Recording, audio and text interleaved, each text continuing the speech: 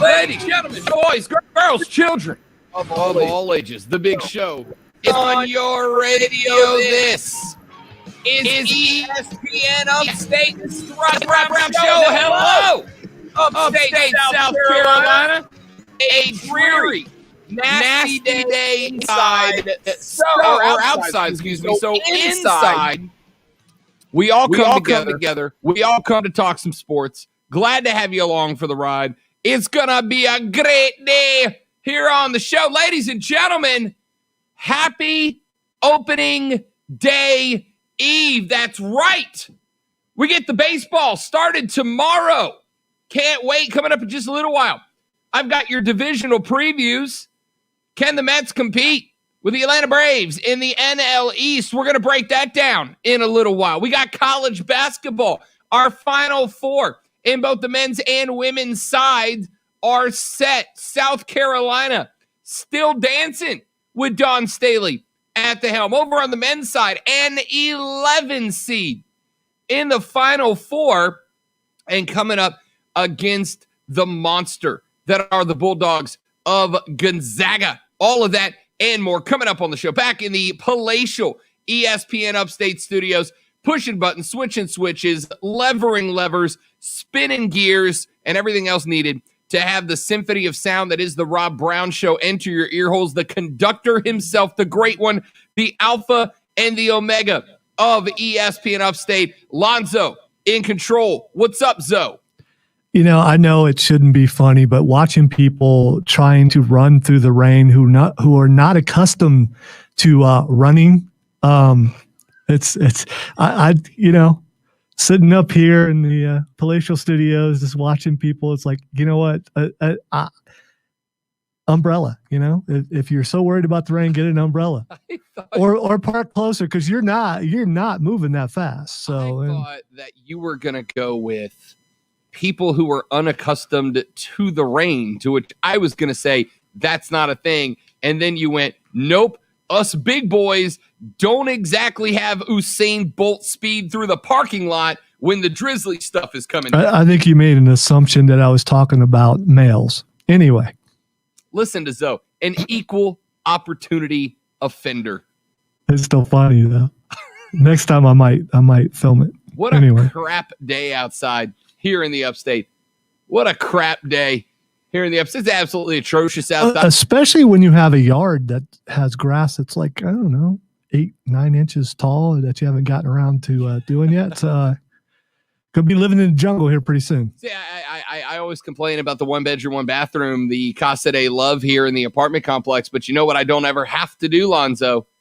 I never have to look outside and go, gosh, I guess Saturday is grass day. Yeah, but, you know, on Saturday, you can get out on the mower. You can throw your headphones on. You can throw on the Audacity app, and you can listen to old shows or fresh shows from the Rob Brown Show. I mean, you know, why not do that? So, some enjoyment while you're out there mowing the lawn. Listen to Zoe throwing in a promo in the middle.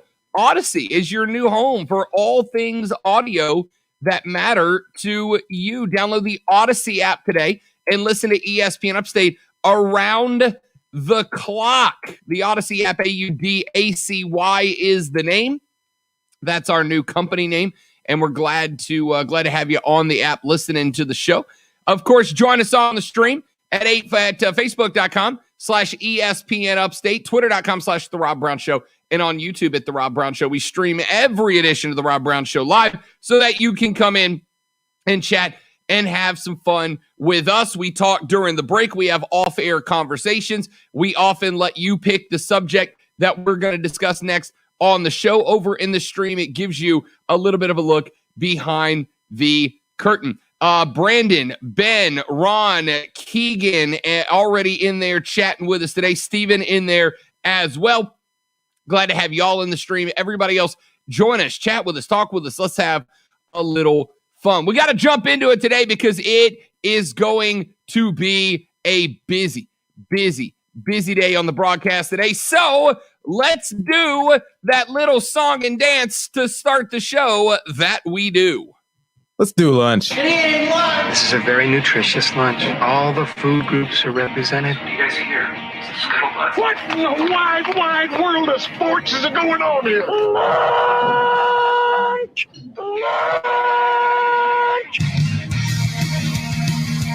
The lunch breakdown, the three things you have to know before we start talking sports around the lunch table with our friends, family, coworkers, or the dog, whoever you spend your lunch break with. The best three items of scuttlebutt that you need in your face hole to start off the show. We start with item number one.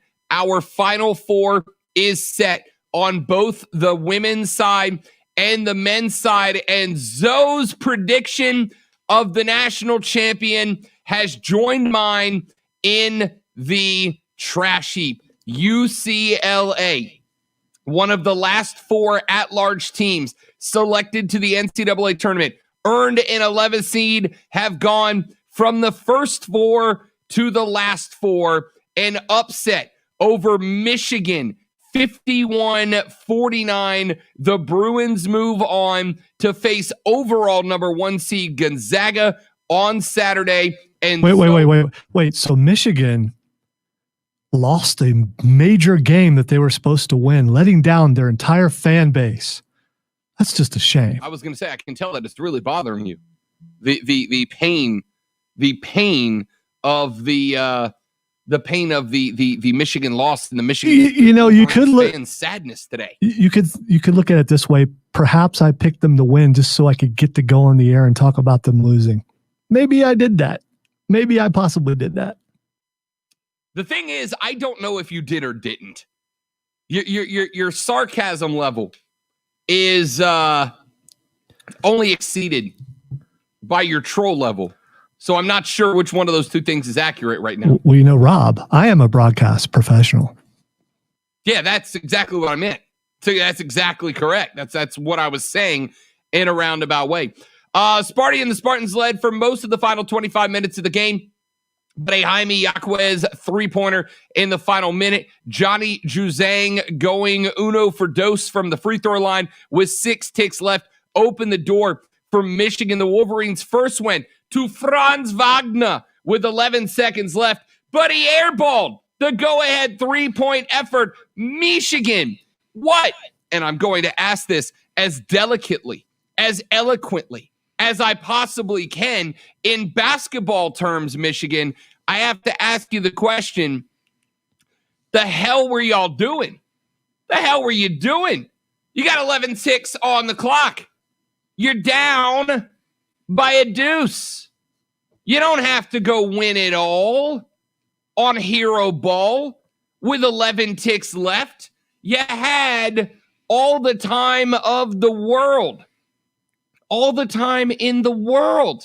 Another major problem with Michigan, I don't know if they've heard of this thing that you can do because, it was a tight game, 3 or 4 minutes left, and don't go for the gimme layup. Slam the ball. If you slam the ball, you are watching that ball go through the hoop. Instead, they're getting down there and had opportunities for a slam dunk. Instead, went for the layup and missed them. I counted like 4 or 5 times that they were right there and they missed. And I don't get that. I don't understand. I mean, your hand's up near the rim. I know you can slam. Why aren't you doing that? The Michigan Wolverines were just a cluster blank of horrendous decisions in the final 40 seconds of the game. They had multiple opportunities to find a way past the Bruins, and they just kept coming up bad. Franz Wagner, 11 seconds left, air balls the go-ahead three-point effort. The layup from close is missed. Juzang missed his second free throw on the opposite end. Mike Smith pulls up a three-pointer from about 8 seconds outside, or 8 feet outside of the arc. It rims out. Wagner throws up a desperation three at the buzzer. It didn't fall. It was just bad. And that's not to take anything away from the UCLA Bruins. Not to take away from a little upstart ragtag team that nobody gave a chance. I had them in the Sweet 16 and thought they were done after that. Instead, the Brew Crew into the Final Four. But that wasn't the only game that we had going on last night. The Zags, Gonzaga, absolutely slammed USC 85-66. Your final there for the second time in the last 4 NCAA tournaments. The Zags headed to the Final Four, the number 1 overall seed, improved to 30-0 in a Tuesday night shellacking of number 6 seed USC 85-66. They are now just 2 dubs away from becoming the first undefeated national champion since Indiana way back in 1976. This was supposed to provide Gonzaga's prolific offense with one of their toughest tests of the season, and I'm not even saying that it didn't. The Trojans entered this game as the best 2-point shooting defense in the country, but the Bulldogs quickly put that narrative to bed, finished the game 50% from the floor. The 27th win by double digits in a row by the Zags, and it was never in doubt. Gonzaga, a 7-0 lead early, never trailed in the game, and never led by less than 16 in the second half. Drew Timme, 23 points as the stash mania continues. Corey Kispert, Jalen Suggs, each with 18 as well. Look, Evan and Isaiah Mobley combined for 36 points, carried the Trojans during an inefficient offensive performance by USC. Let's just call this what it is. Zoe, I'm not about to sit here and say that the Gonzaga Bulldogs are unbeatable, but they look like it. Absolutely. That domination yesterday, you got to, the safe money would be that they're going to do this the rest of the way and win the championship. Correct. That is exactly right. We're going to talk more Zaga basketball later on in the show. And finally, over on the ladies' side of things, for the first time since its national championship back in 2017, South Carolina headed back to the women's Final Four, although that's not entirely fair because they more than likely would have been there last year as well. They shellac the Longhorns of Texas 62-34, a battle between the potential number 1 WNBA draft picks for 2021 and 2023.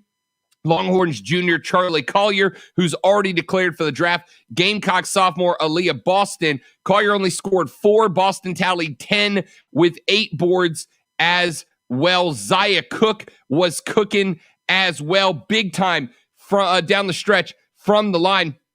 The majority of the Gamecocks points came from the paint. How about this? 27 of their first 57 attempts went through. They blocked a dozen plus shots. They blocked 13 shots in this game and tallied 47 rebounds, held Texas to just 23% from the field. And maybe my favorite statistic of all, in the fourth quarter of this game, there were points where you thought, all right, South Carolina showed some moments where they seem a little bit slowed down. Maybe they won't get there. How many points did the Texas Longhorns score in the entire fourth quarter of that game? Nada. 0. Zilch. 9. None. Not a point. Period. Not even categorical points. Just not a point. Period. Out of the Lady Longhorns in the fourth quarter. What more can you ask for? You literally cannot ask for a better defensive performance. There is no way.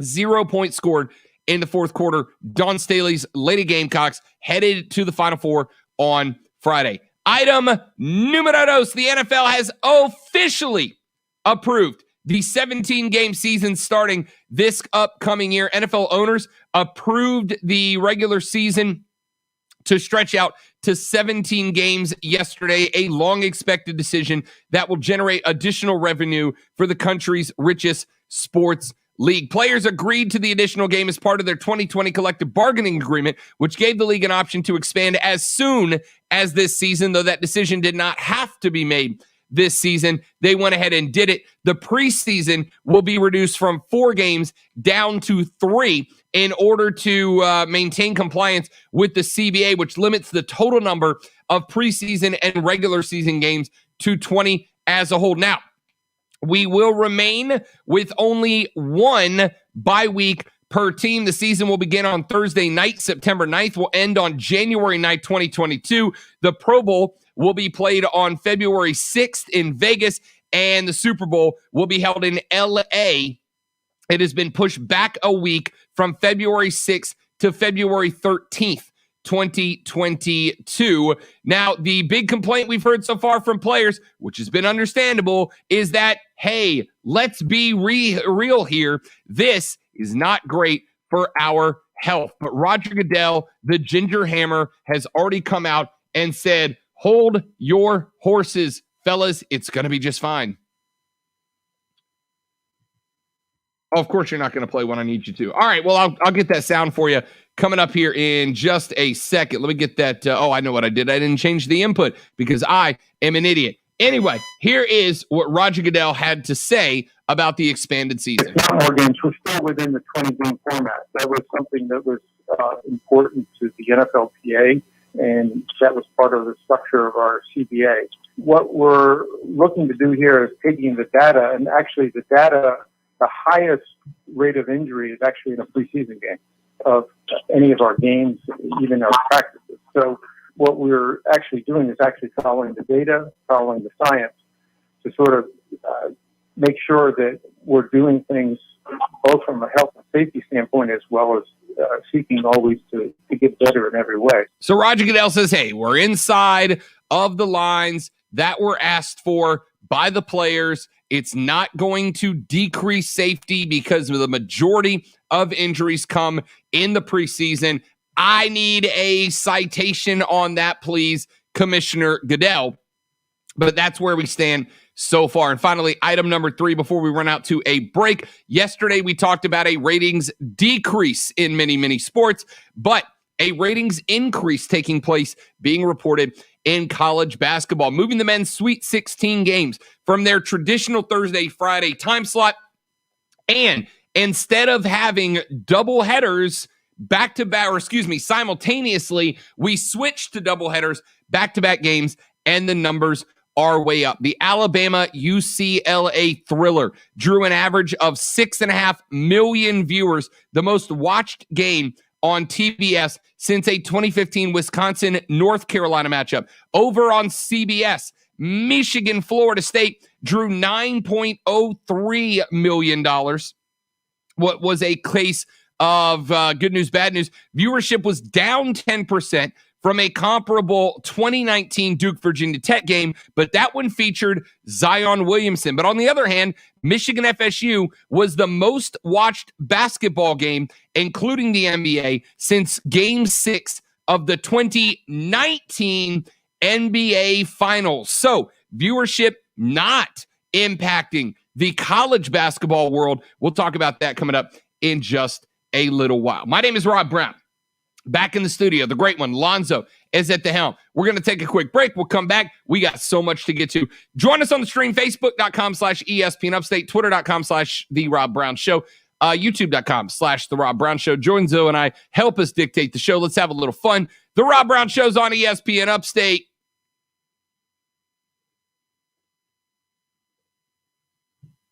The Rob Brown Show.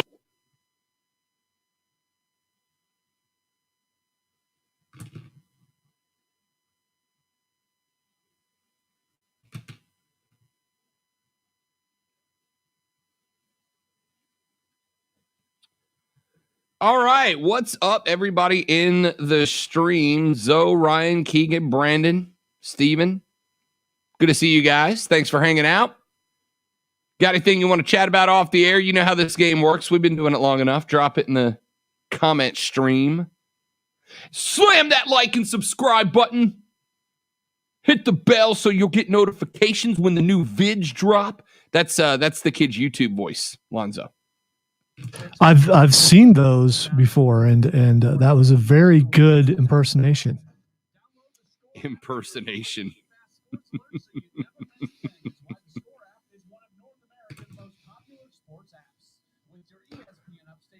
It vaguely sounded like someone else on the station. I'm just,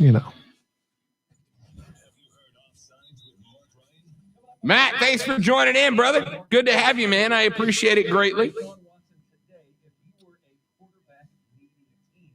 Ryan said, did you get a chance to confirm that Mark agreed to the challenge? I did not yesterday, unfortunately. Had a handful of things I had to take care of after the show, but I did download the hour. Now I just got to actually listen to it. I'm just wondering if ducking will be a part of this, of you trying to find out for sure to confirm. Quack, quack, I'm baby. guessing there's going to be some ducking.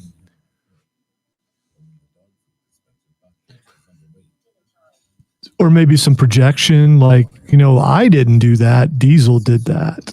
And he doesn't speak for me. Something like that.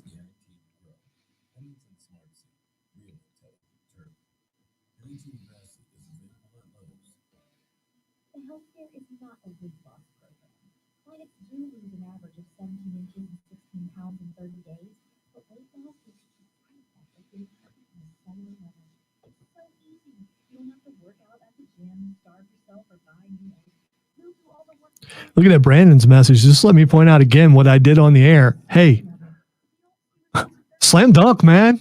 I mean, you're right there. You're at the rim. So many things. They want to do the finesse roll, finger roll into the layup, and it just was not working. You get penetration. You get down there. You get past the defense. The higher percentage shot is to slam it. Just, oh, my God. Hit your layups. Hit your free throws.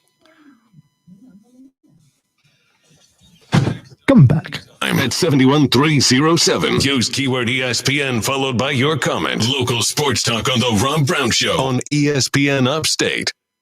The Rob Brown Show rolls on. This is ESPN Upstate. The NFL has officially approved a 17-game schedule. We played you the audio from Roger Goodell just a second ago where he said that he does not believe that this will be more dangerous for the players. He says that he believes that the majority of the injuries that take place will come in the preseason or have come in the preseason. So he's not super concerned about it. Pros and cons of a 17-game season. I've heard a couple in both directions. It comes down to this. First and foremost, and this is a pro as far as I'm concerned, though many of the players have stepped out to disagree with it, more football. I look, we talked about all off season how rough it was for us without football. When there was a thought that we would not get football at all, we were all sitting here thinking, how are we going to get through a fall without football? Then, when the football took place, and Zoe and I have had this conversation, when the football took place, for me anyway, Lonzo, it was cathartic, man.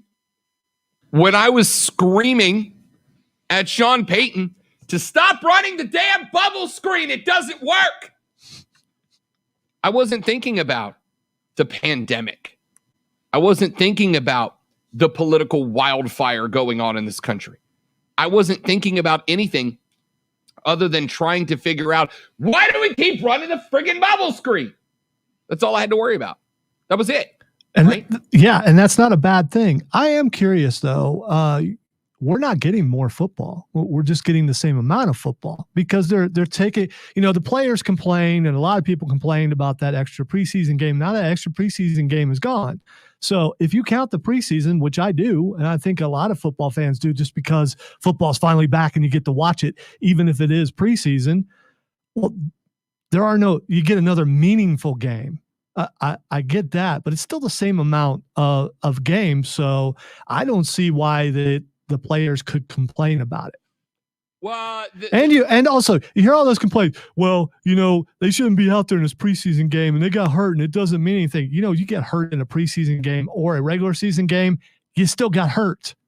Why does it mean more one place or the other? You still got hurt. I think it means more to the guys that actually play. Right, week 4 of the preseason, typically your starters aren't playing, or not more than like a series. They may go out there for a series or two to get used to game speed before week 1. But week 4 of the preseason is typically your backup guys that are trying to make the roster in many cases, right? Which is another bad thing with this deal because you're losing an extra game to evaluate talent. Oh, I agree with that. And that's way on the cons list. Way on the cons list. Week 4 is the last week where coaches get an opportunity to take a look at and to evaluate who's going to be in the final 53 from those last 9, 10, 11 guys that are floating on the make cut list, right? And you're taking that away from coaches. That's absolutely a con. The second con is absolutely the injuries. I get where Alvin Kamara is coming from. He's kind of been the voice of the players who have spoken out against this. Yes, you're taking away a preseason game, and that's great. But the majority of guys that play in week 4 of the preseason aren't playing in that week 4 preseason game. You're not doing them any favors. Now, I am going to agree with what Brandon just said on the stream a second ago. He said, "Why the hell won't they give them 2 bye weeks? I'm all for the 17 games. Drop another preseason game. Give them an extra bye week." I agree with that. I don't even think you need to drop another preseason game in order to do it. Just stretch the season out one more week. Who's against that? I would sacrifice one more bye week, right? I don't have to sacrifice a Saints game for one more week of football. I would sacrifice one more week of watching NFL games where the Saints are not playing in order to give the guys 2 bye weeks in the midst of the season. Have your bye that, and the other thing that does is it lets you kind of stretch the bye weeks out through the season itself. Instead of starting your bye weeks in week, I'm assuming they'll start in week 4 again, like they traditionally do, although I don't love that because you're going to end up with some teams playing 3 games and then a almost entire full old school NFL schedule playing 14 after that. Start the bye weeks in week 7, have them run through week 15, have each team take 2, and let's go about it that way. But I've gone back and forth on this a lot, Zoe, and while I completely understand the frustration of some of the players because the risk for injury does increase dramatically, the wear and tear will increase with one more game. At the end of the day, I think it's good for the league. I think it's good for the fans. I think they absolutely should add one more bye week. But I don't really have an overall issue with them stretching out one more game. You know, a lot of these guys, and probably the guys who are complaining, don't really play that much in the preseason. So it just seems like a dumb argument. Be glad that you're out there having fun, and you can get hurt either way. And as far as you were saying that adding an extra bye week and then extending the season, just eliminate that week between the playoffs and the Super Bowl. There. So you're still going the same distance. You don't need that week anyway. That's just about the media anyhow. Just do that. Yeah. Look, I think there's a lot of ways. You could stretch this thing out. You could give the full 17 games, add a bye week, and be in good shape to prevent the players from being injured. I think there's more options on the table. Look, it's this simple. The players agreed to 20 games, and they told the NFL, stretch that out as you will. But they agreed to 20 games. It's tough for me, and y'all know, if you've been listening to this show for any length of time, y'all know that I am 99% of the time in favor of the players over the owners. But the players agreed to this. The players union agreed to this. They agreed to 20 games, put them in as you will. They agreed to all of this, so I get more football. I get the frustration, but I get more football. That's just how it goes. All right, 844-GSP-ESPN. Do you have an argument for or against the 17-game schedule? Feel free to give us a ring, 844-GSP-ESPN. When we come back here in just a minute from right now, Yahoo is predicting that the Falcons will trade down and out of their number 4 overall pick. And that will have a major influence on the Panthers' options at number 8 and the division as a whole. What are those influences. I'll tell you when we come back. My thoughts. He's Lonzo. I'm Rob. The Rob Brown Show's on your radio. This is ESPN Upstate. Your chance to bet.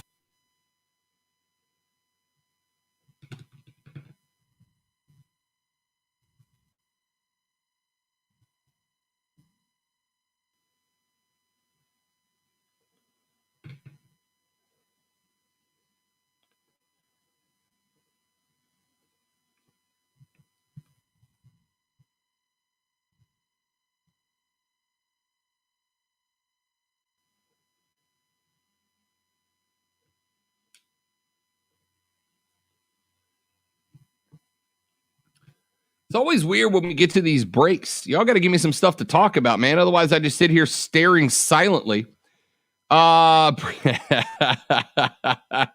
Is it working? Is it working? Actually, I'll tell you in just a minute what Yahoo thinks that the Falcons are planning on doing. I'm intrigued by it, depending on where they end up trading back to, Brandon, because there's two options that I really think make the Falcons really dangerous next year. If Matt Ryan, not Ryan, and your new coach work out together. If they do, and they can get Matt Ryan going, there's two guys that you might be able to trade back and still get that I think make y'all like really dangerous. Like really dangerous.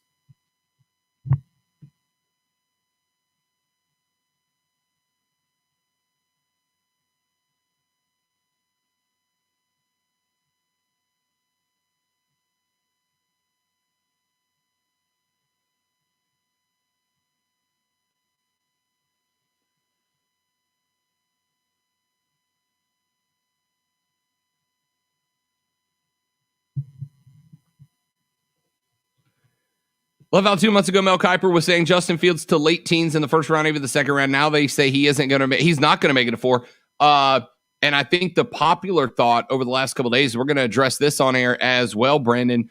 The popular thought right now is that if the Jets pass on Justin Fields, they might as well just disband the organization. But the Jets think that the Jets seem to think that Zach Wilson is the guy there.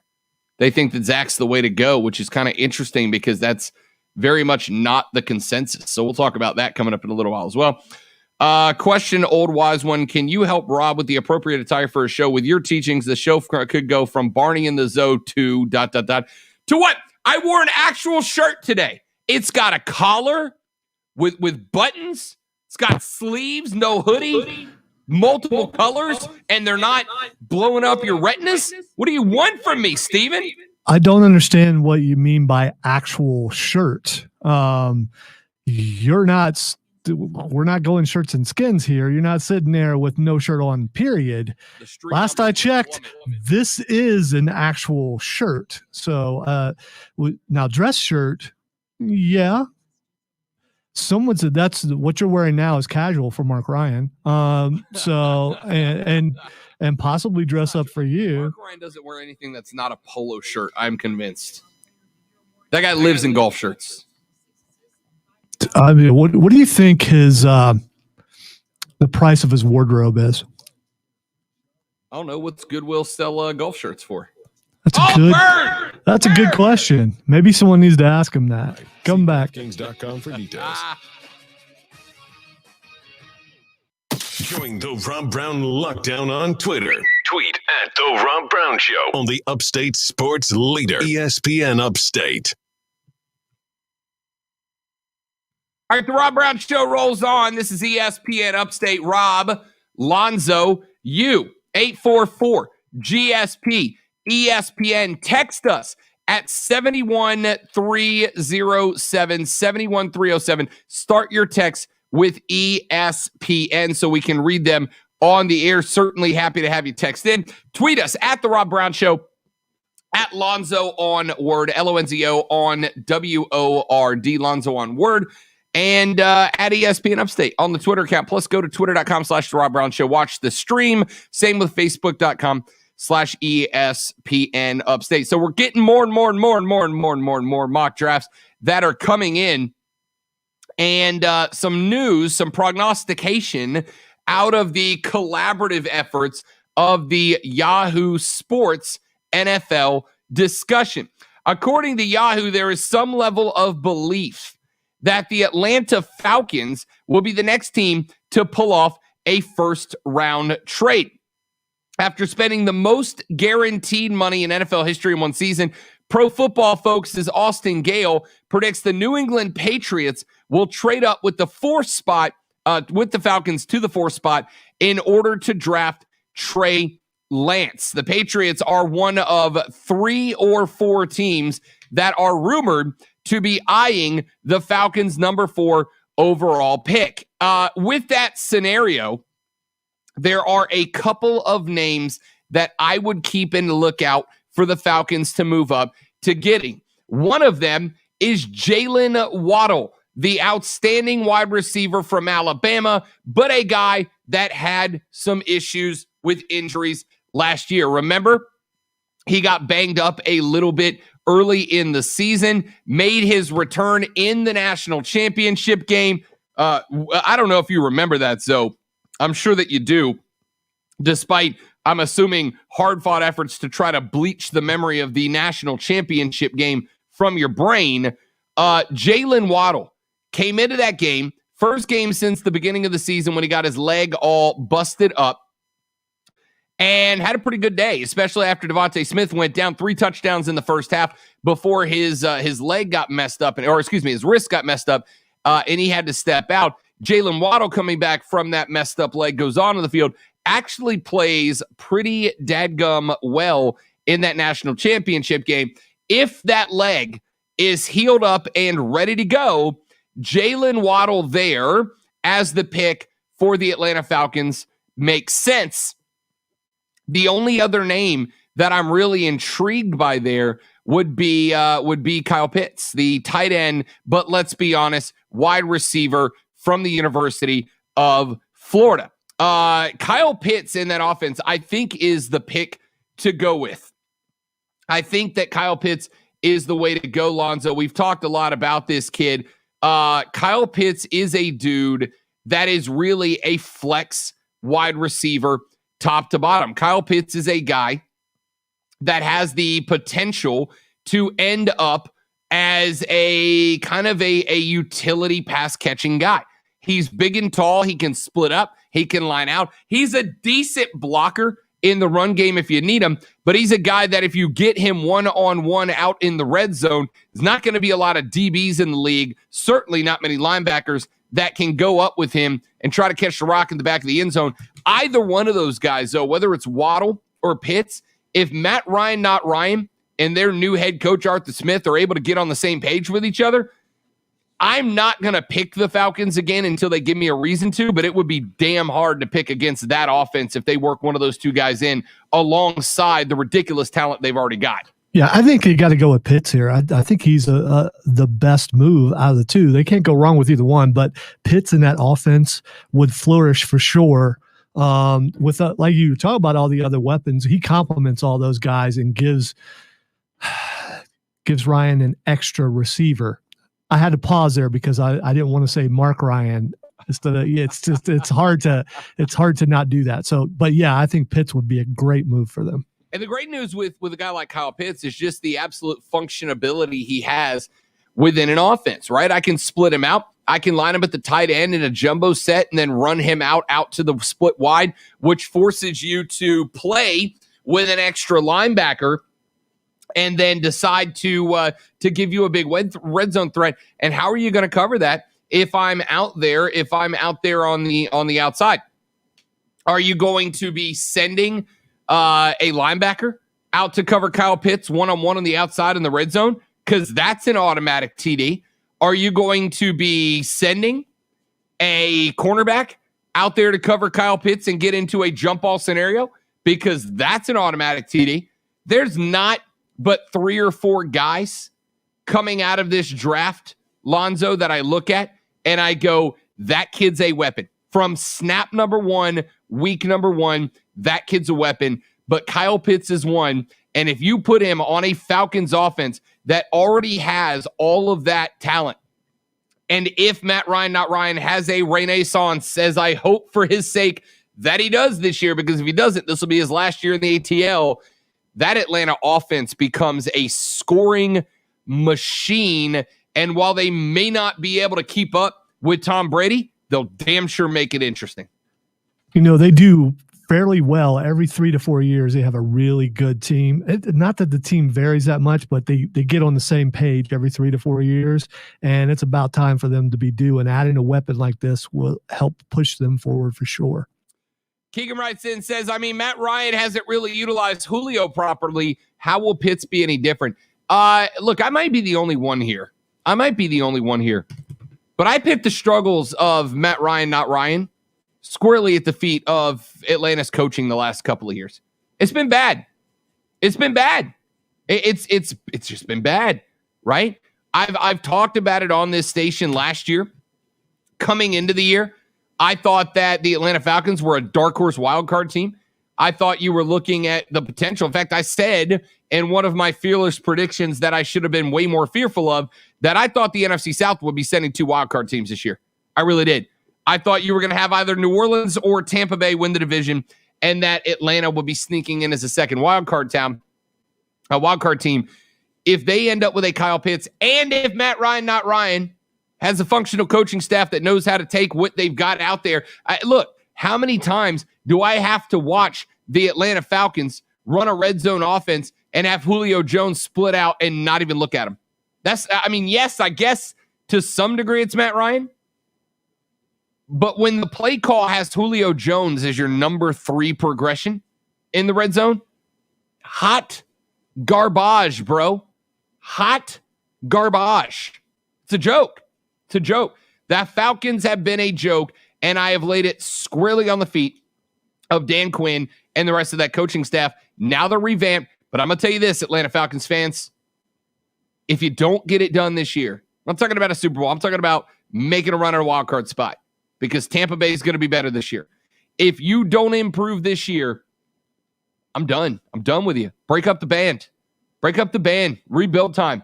You got too much talent to be bad again this year.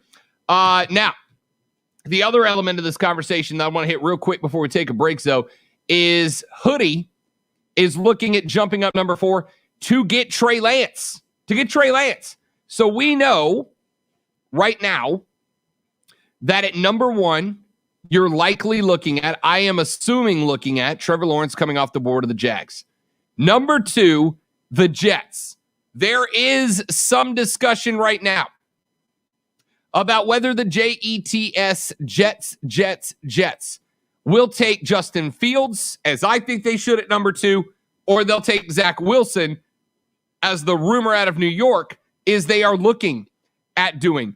Either way, the Jets take one, and at number 3, the 49ers take the other. I think the 49ers are banking on the Jets taking Fields, and they're banking on taking Zach Wilson. The Patriots trade all the way up to the number 4 spot from Atlanta, and Hoodie is looking at Trey Lance. If Bella Hoodie is looking at Trey Lance, Lonzo, does that by itself increase his draft stock to you?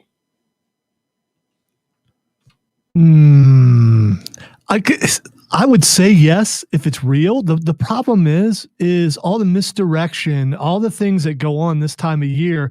You don't know what people really think. You leak to the media that you might be doing this to try to move pieces on the board. There's so much chess going on right now that I'm not completely sold. There's this perception in the league that Hoodie can do no wrong, right? If Belichick says it, it's gold.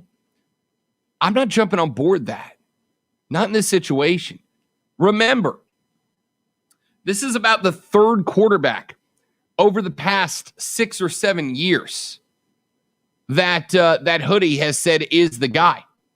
He did it about, what was the QB out of Ryan Mallett, the quarterback out of Arkansas? Remember, he was going to be the guy. Jimmy Garoppolo was going to be the guy. There was one more, too. Who am I forgetting about? There was another quarterback that everybody said Hoodie was all in on as the guy, and none of them ended up being the guy. Matt Castle. Matt Castle. Was it Matt Castle? I mean, I know he was there. He came in when Brady went down. He came in and won like Matt 11 Castle. games. Right. You're not wrong. So Malik Castle, Jimmy G, and I'm not giving up on Jimmy Garoppolo, although what a bunch of dramas coming out of San Francisco right now. We'll talk about that later on. Jarrett Stidham. Thank you, Keegan. That's who I was looking for. Jarrett Stidham, the Auburn man, which also did not go well. I gotta tell you, who's looking at Hoodie and thinking Hoodie can do no wrong? Who's looking at Hoodie and thinking that Belichick can do no wrong? Belichick's the guy. He's gonna be just fine. Because I gotta tell you, I don't see it. I don't see it.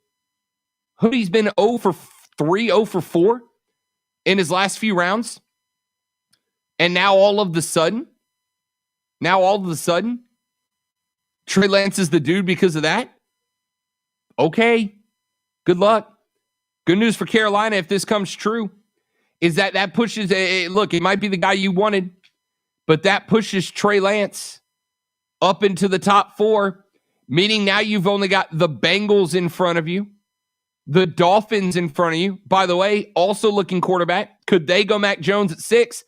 Good news, bad news for Carolina is that it's shaping up to be no quarterbacks on the board at number 8 when it's time for you to draft. The good news is that a lot of guys that would have been drafted 1, 2, 3, 4, 5 overall are going to be available for you at 8. You're going to get best available, even if it's not the QB, even if it's not the guy you're looking at. If you don't trade up, and Hoodie does, you're looking at the potential to end up having literally everybody on the board available. That's not a quarterback. I don't hate that all that much. I don't hate it all that much. Quick break. Come back in just a minute. Wrap up hour number 1. I'm Rob. He's Zoe. The Rob Brown Show's on your radio. This, ladies and gentlemen, is ESPN Upstate. The Rob Brown Show.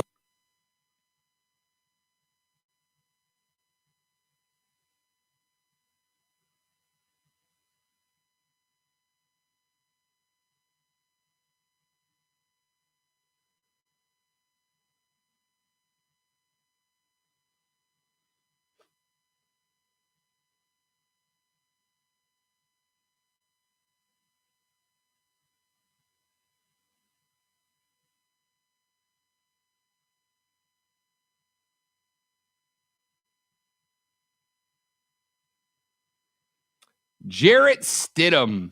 That's right. Appreciate it, Keegan. Good call.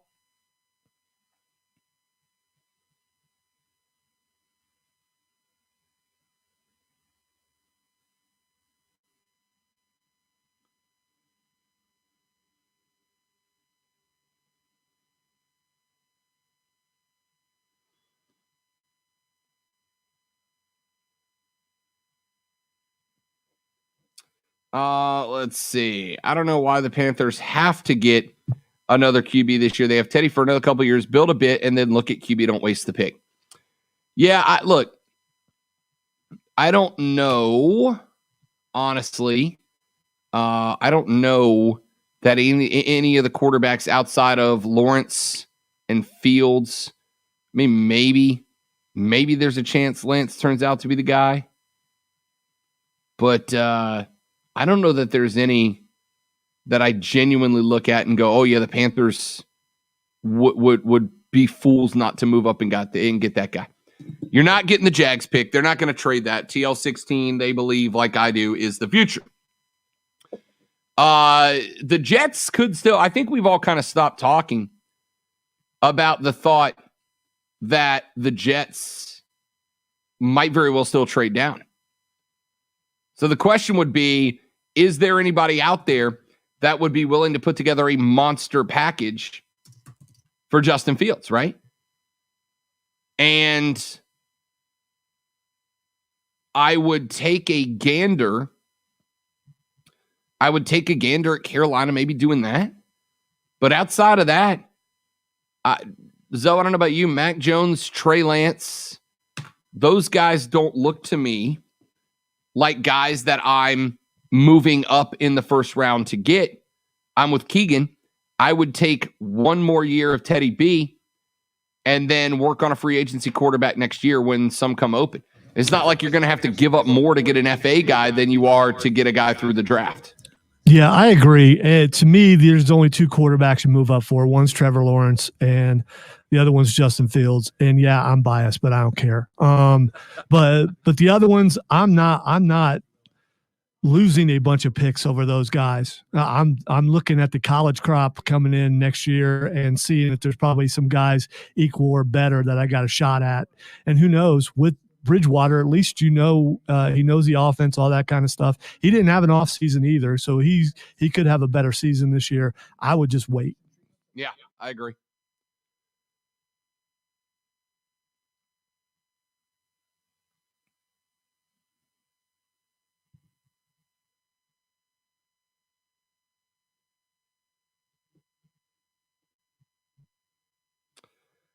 If Trey Sermon drops to the second or third round because of that injury, I want him. I don't think you're going to be the only one.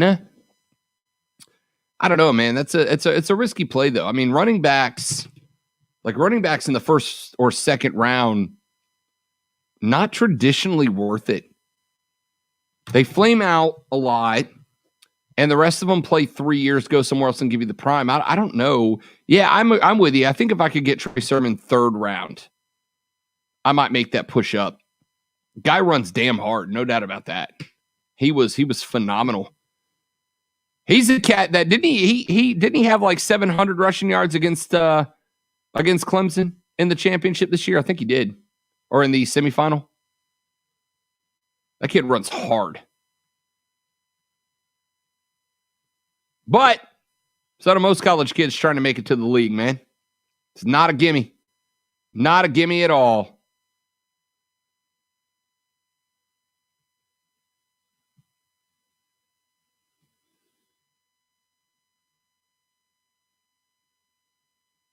One minute. 10-4. Sorry, I'm not participating as much. I'm dealing with a technical problem. I hate it when you do your job and ignore the rest of us in a social circle.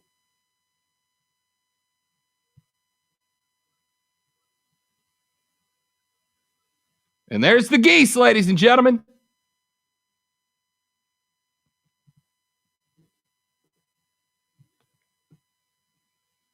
They've become a part of the program, so it's, they're basically those annoying co-hosts at this point. Yes, they are.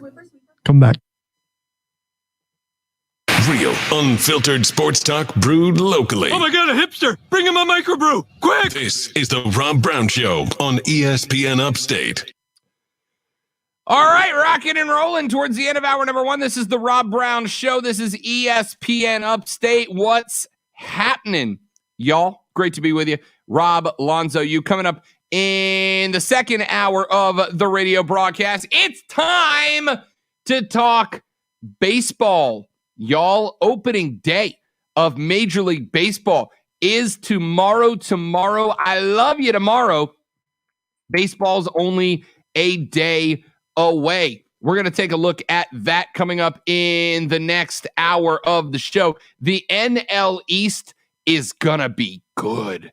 It's going to be good. The Bravos, 3 straight divisional titles. They get Soroka back, and he looked great in the preseason. If he brings that heat, can Atlanta go for the 4th crown in a row? We're going to talk about that. And are they NL favorites? We're going to break down MLB in the preseason edition coming up in the second hour of the show. Look ahead to the Final Four as well. We're going to get into a little Final Four discussion because they are set on both the men's and women's side. And there's a very, very good chance that another trophy is headed back to Columbia, South Carolina. Kendon Staley's gang get it done. We're going to break down their Final Four matchup. We'll look over on the men's side as well. The Zags looked incredible in a complete dismantling of USC. Is there anybody left that can stop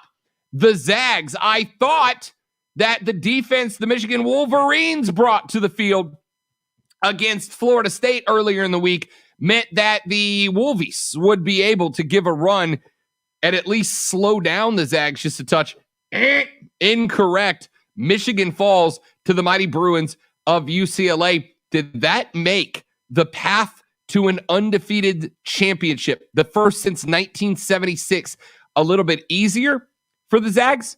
Or does an 11 seed with nothing to lose and everything to gain make it a little more dangerous for Gonzaga? We're going to break that down coming up in the next hour of the show as well. Plus, the latest breaking news on the Deshaun Watson story that has come up.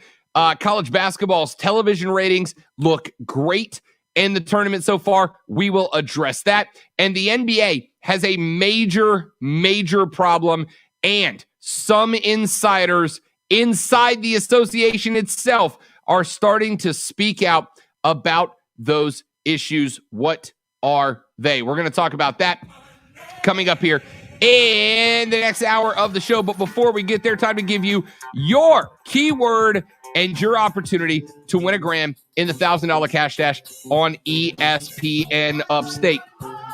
Today's key word is going to be for the 1 o'clock hour, CART. C-A-R-T, CART.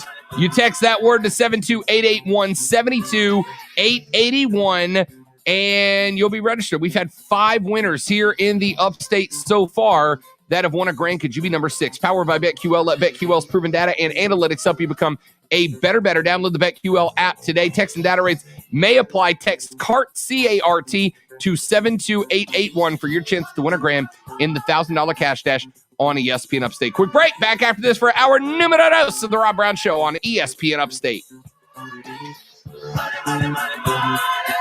AutomotiveMap.com presents your ESPN Upstate Sports Center update, powered by The Score. Atlanta Braves baseball wrapping up the spring portion of the season with a 5-3 win against the Red Sox yesterday, and now they get set for the regular season.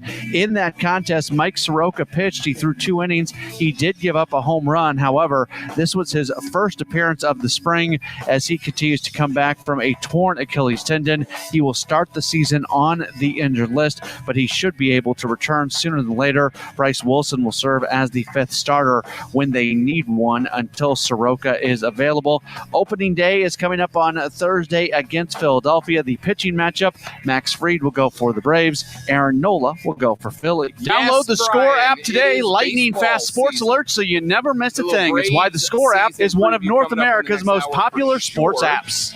With your ESPN Upstate Sports Center update, I'm Matt Pauley. Have you heard the Rob Brown Show? When I went to go get my COVID test. Oh, we got a lot of good sports coming up, man. Final Four just around the corner, men's and women's. We got Major League Baseball about to get kicked off here tomorrow. NBA's been real good the last couple of weeks. Real good. I love that Braves country is so large. Me and the Upstate see eye to eye on this one. Thank you, Ted Turner. You and the whole South see eye to eye on that. I'm not a Braves fan. In fact, Brandon, you know this about me. I cannot stand Atlanta sports as a whole, right? Can't stand the Falcons, Georgia Tech, et cetera. Not a fan. But I still grew up as a Braves fan anyway, and it was 100% because of the fact that the Braves were on TNT back in the day, man. When the Braves were on TNT, my brother, who was a Cubs fan because my mom was OG from Chicago, would race home every single day to see who could get to the TV first and get their game on. He goes, oh, there's a question for you. Do you see Nate Diaz coming back? If the money's right and he's not stoned, yeah. Or even if he is. Stoned. And check this out. For an official Rob Brown lockdown. Represents being real. Yeah. Real, unfiltered sports talk manufactured locally for the Carolinas. Locked down. This is the Rob Brown Show. Yeah. Only on ESPN. ESPN Upstate. Hour number 2 of the Rob Brown Show is underway. This is ESPN Upstate. I am Rob Brown. Lonzo, the captain of the good ship SS ESPN Upstate, back at the wheel. Be a part of the show, 844-GSP-ESPN, 844-477-3776. Text us 71307. The text line is open. Text line is quiet today, man. Text line is quiet today. Just took a look at the text. Nothing there. Where you guys at? Where my peeps at? Jump on board. Chat with us. Anything that you want to talk about, you're welcome to do so. We have a story going on right now that I have to go investigate right now. Brian has sent us on the text line a link to a story that says police seek to recover minor league mascot. I have to know which mascot it is immediately, according to ESPN. Let's see. Here it is. Filed 15 hours ago, courtesy of ESPN. Oh, it's Chattanooga's lookout. Police are asking, where's Louie? After a minor league baseball team in Tennessee reported its team mascot was stolen from its ballpark, the Chattanooga Lookouts told authorities that the costume of its mascot, Louie, were stolen from an office at AT&T Field on Tuesday, according to Facebook. The Lookout said hundreds of dollars worth of merchandise and equipment were already also stolen. The Lookouts put up a post on Twitter that said, "Please be on the lookout. Ha ha ha. We hope everyone's best friend Louie is reunited with us soon."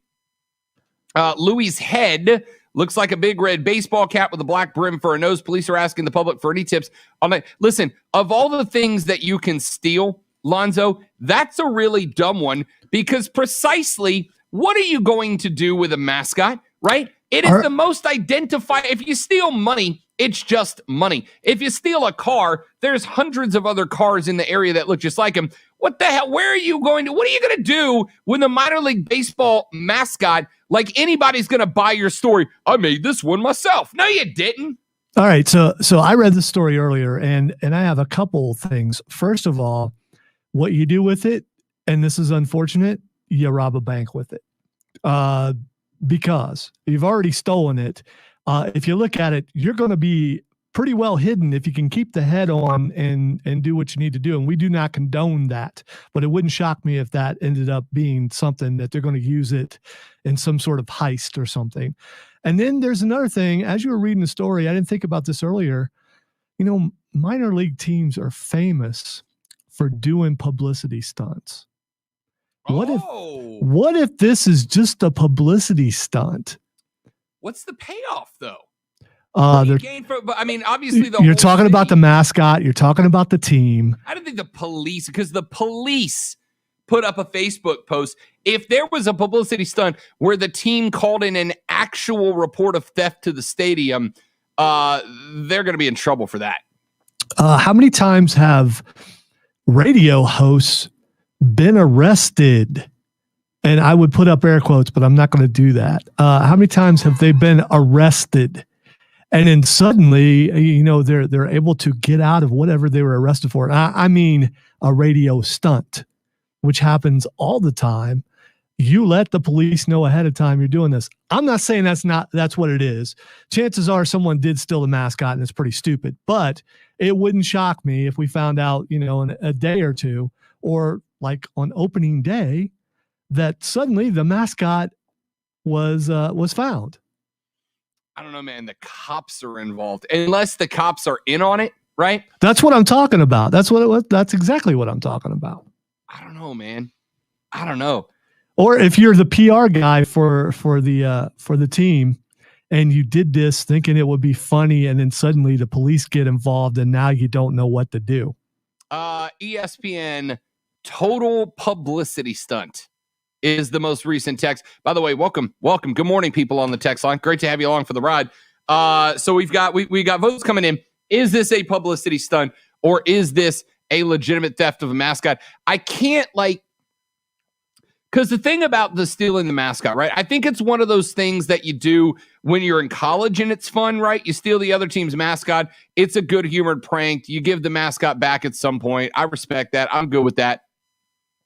But I think this has got to be this has got to be bigger than that. This has got to be something else, because here what's the value? The value was what, $200, I think, for a mascot. Yeah, I'm trying. The story has the value of it, depending on which story you read. I don't have it up, but I did read it earlier and had the value of what was stolen. But I don't think it was that expensive.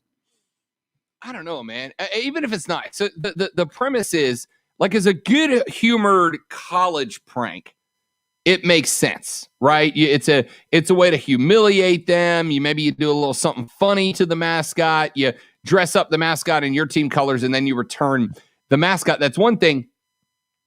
If you straight up stole a regular mascot, right? You straight up stole a regular mascot. What can you do with it? There's really nothing you can do. You can't even really show it off to your friends, because every one of us has got that one snitch friend that they're going to be like, oh, yeah, man, that's super cool. Awesome job, buddy, stealing that mascot. And then, got to hit the restroom real quick, BRB, followed by a phone call to the cops to go, hey, I found Louie. My buddy Bob has got him locked down in the basement, and he's showing it off to all his friends. By the way, check out the show on our Facebook page, ESPN Upstate, where we have check out Tyler's message.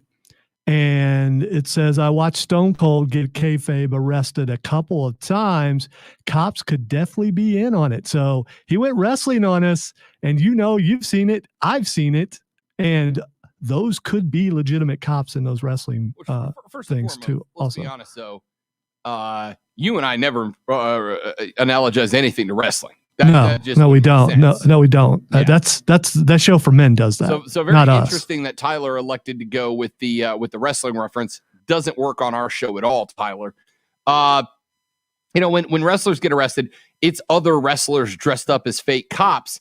That story that we just talked about, has the actual police involved. Like, the actual police are involved in this one, which makes it, to me, I don't know, man. I'm gonna go with so, because it's more fun this way. I'm gonna go with, we have a legitimate criminal mystery on our hands here. We have a legitimate criminal mystery on our hands here, and it's up to us. It's up to us to help solve it. If you're watching the stream right now, I just pulled up the story, and right here is the tweet from the Chattanooga PD that says, where's Louie? The costume of the beloved @Chat Lookouts mascot was reported stolen on March 30th. If you see #Louie or have any information about the suspects, please call #ChatPD @blank. Callers can remain anonymous, end quote. And then there's a picture of Louie right and then tomorrow the story is Louie has been found, and we're so grateful that we are giving season tickets to the person who found Louie. I'm just not buying it. I'm just not. It's a publicity stunt. The murder mystery, ladies and gentlemen, is on. The murder. Have you seen Louie? Louie's face is now going to be on the sideline, or on the side of milk cartons worldwide. By the way, they still do that. Do you still put missing people on the side? I don't think we purchase milk cartons. People still purchase milk cartons. Yeah, our cartons are in plastic jugs. So I don't know. All right. By the way, if you are going to a grocery store today within the next 3 hours, go to the milk department, and if they do have that, take a picture and send it to us. True story. I'm curious. Do they still sell? I mean, we all know they sell jugs of milk, gallons of milk, half gallons, quarter gallons, etc., but they still put them in actual cartons, is the question. Keegan says it's awful close to April Fool's Day. I'm going to go ahead and warn y'all in advance. I have gotten to the point in my life where if you fall for a bad April Fool's prank, I will make fun of you for it, right? So if I check in tomorrow and I'm getting a bunch of text about the fact that some sports team did some ridiculous thing and the news just broke this morning, you're going to get ribbed for it. But I'm also going to say, if you pull an April Fool's prank the day before or the day after April Fool's, you're a bad person. All right? It's not how it works. It's not how April Fool's Day works. Like at all. You're a bad person. Sounds like planning to me. I mean, no spontaneous stuff. You're planning this stuff out. I mean, I like masterminds. I think it's a great move. Yeah. But again, hit your pranks on April Fool's Day. You can plan them out. I put together some great pranks on April Fool's Day. I'm going to go ahead and tell you in advance, and this is not sarcastic. I'm not going to do one on the air because Zoe and I got a very extensive email about April Fool's pranks. You know, it's standard. We get those every year. I'm not quite sure who actually listens. It's more of a liability thing. Oh, yeah. Don't do it. So if you do, then you know what the repercussions are, and people still do. I'm not sure if we're doing anything, but I would be interested to hear yours because I have a great one that I did myself. So we can have fun with that. We'll talk about them tomorrow on April Fool's Day. I'm thinking about it. I've had some pretty good ones in the past. At ESPN, a couple of texts that have come in so far. At ESPN, please skip the baseball talk. NFL offseason, more exciting. Baseball doesn't officially start until the postseason. Strap in, non-baseball fans, because, yeah, we're going to get there. We're going to get some baseball talk in here. It's not going to be a ton. We'll keep up with the season as it goes. I know the demo, but there are baseball fans. We're going to get some of it. At ESPN, it's a weird day, all caps. Yes, correct. It is a weird day. It's Wednesday. Weird Wednesday. That's what we do. At ESPN, realistically, now, given the circumstances, who do the Panthers take? That's a great question. It depends on what circumstances you are talking about. Depends on what circumstances you're talking about. Are you talking about the Patriots trading up to number 4? Because if they do that, then likely what you're going to get is TL16 off the board of the Jags, Justin Fields off the board to the Jets, Zach Wilson off the board to the number 3 spot 49ers, and then Trey Lance off the board at number 4 to the Patriots. Number 5, you've got the Bengals. Number 6, you've got the Dolphins, likely going thought is they might go Mac Jones. I got to tell you, I think the Dolphins may have been better off hanging on to their additional second-round pick from yesterday and moving up from there, from last Friday. I think they'd have been in better shape at that point. But let's say they go Mac Jones at 6. Then you got the Detroit Lions picking 7. They're not going quarterback. You're only going to have potentially 2 non-QB picks off the board before you get to 7. I'm intrigued by that. You go best available, add a need. To me, when you're that high and there's that much on the table, right? You can be a needs guy versus a want guy. Do you dress best available? Or do you draft the guy that most fills a need for you? And that's a couple of separate schools of thought to answer. If you're the Panthers, you can do both at the 8 spot. That's got to be exciting. You can do both. Both of them are on the table. You and I, Zoe, have both said that Penei Sewell, the offensive lineman from the left coast, is likely the way to go. I think both of us think that the Panthers need to go offensive line. We're going to talk to Rashad Beard, a Panthers Nation podcast tomorrow on the show about it. But like I said, Zoe, the good news is if it plays out that way, if the Patriots are indeed trading up to 4, and if the Dolphins do decide to go quarterback, you're going to have two teams ahead of you that are going to pick a quarterback or that are going to pick a non-quarterback. You pretty much got the 3rd overall draft pick in the NFL draft this year. That's a pretty great spot to be in if you're Carolina. We'll break that down further on as well. At ESPN Upstate, I don't really see the problem with taking another team's mascot, keeping it long enough to develop Stockholm Syndrome, and then welcoming said mascot as one of your own once it becomes acclimated to its newly adopted home. Well, I love the take. Y'all know the person wasn't inside the mascot costume still, right?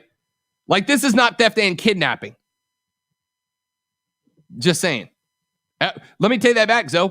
I don't know that there was a person inside of the mascot. There was no clarification within the story, so it wasn't mentioned. I guess it's implied that the person wasn't in there, but they could have been. Yeah, that's true. At ESPN, you don't talk about April Fools before the day. Yeah, That's a tough one. You want to keep it the success, the secret to the April Fool's conversation and a successful April Fool's prank is to having the person not remember that it's April Fool's Day. That's the day. You know what a perfect April Fool's Day segment would be That Show for Men talking an entire segment about wrestling. Yeah, they should totally trick us all. You should totally prank us, guys. Absolutely. They won't do that. They don't have enough guts. At ESPN, if the Panthers take anyone other than a quarterback, who is it? That's a great question. That's what we were just talking about. Needs versus wants, right? Needs versus wants. The next text, and I'll add to that as well, at ESPN, Panthers need the wide receiver from LSU or Bama. Yeah, you could end up with Jamar Chase, who I think is going to be a stud.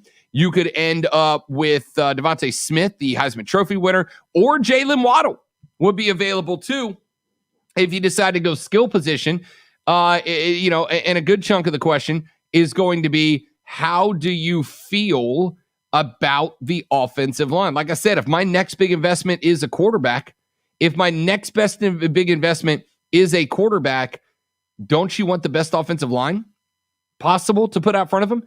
I know that a lot of fans, though, they don't think drafting an offensive lineman right off the get is a sexy look, right? Not a guy that you feel like is going to change your team dramatically, but having a great blindside offensive lineman to keep your quarterback healthy, whether it's Teddy BH2O this year or somebody else next year, having a great offensive line to keep your QB healthy is arguably the best investment that you can make. What I would point to is Kansas City in the Super Bowl. That's what I would point to. Yep.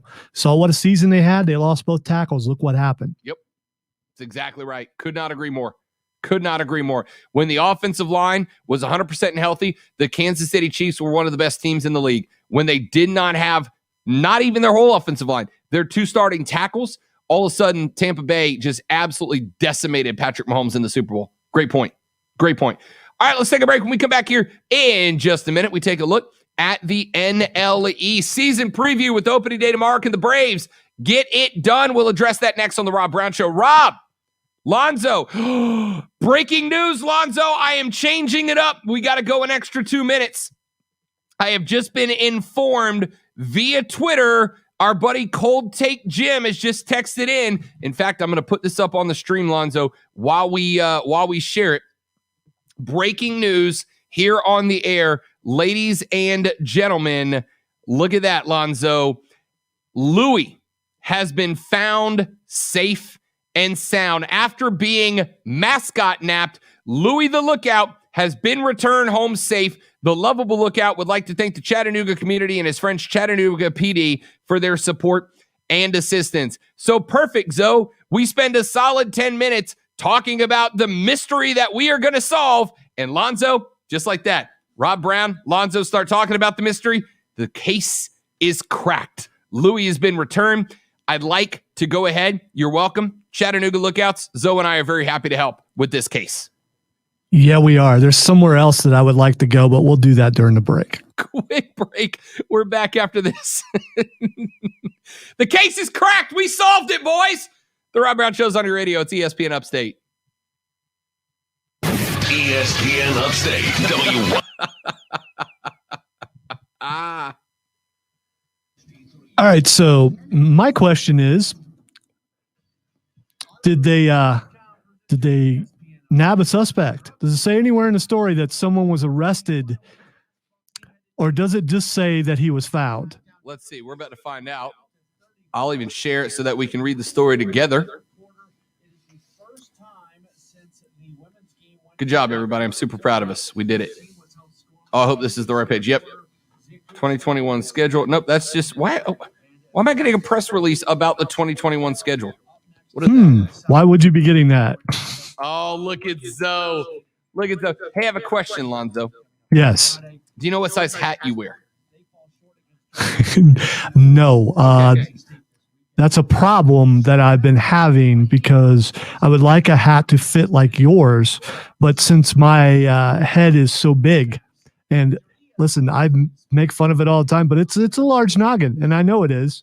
It's finding that right hat. I do have a trucker hat at home that I got for free, and it fits. I could probably look at that hat. Where would it say inside the hat? Inside of the band, on the inside of the hat, there's going to be a little tag. It's going to have like a number like 9, 9 1/4, 9 3/4, et cetera, et cetera. But the reason I asked, Zoe, is because I want to know, when you buy your tinfoil hats, do you have to go up or down a size when you get them? Well, here's the thing with tinfoil hats. You make them yourself. So it's more, do you have to get the jumbo size or the regular size tinfoil? And I have to get the jumbo. All right. Up on the screen right now is the press release from the Chattanooga Lookouts. After being mascot now, blah, blah, blah, blah, blah, blah. I'm so happy to have my teammate back at home. Said, he's got a girlfriend. Her name is Louise the Lookout. Lou was found early Wednesday morning with help from our friends at the Tennessee Aquarium. Everyone has stayed in the Tennessee Aquarium. What? Set up. Publicity stunt. Louis was found early Wednesday morning with help from our friends at the Tennessee Aquarium. What? So I hate to say it. You might be right, man. The Lookouts may have just pulled a fast one on us, to tell you the truth. All I can say is good on them.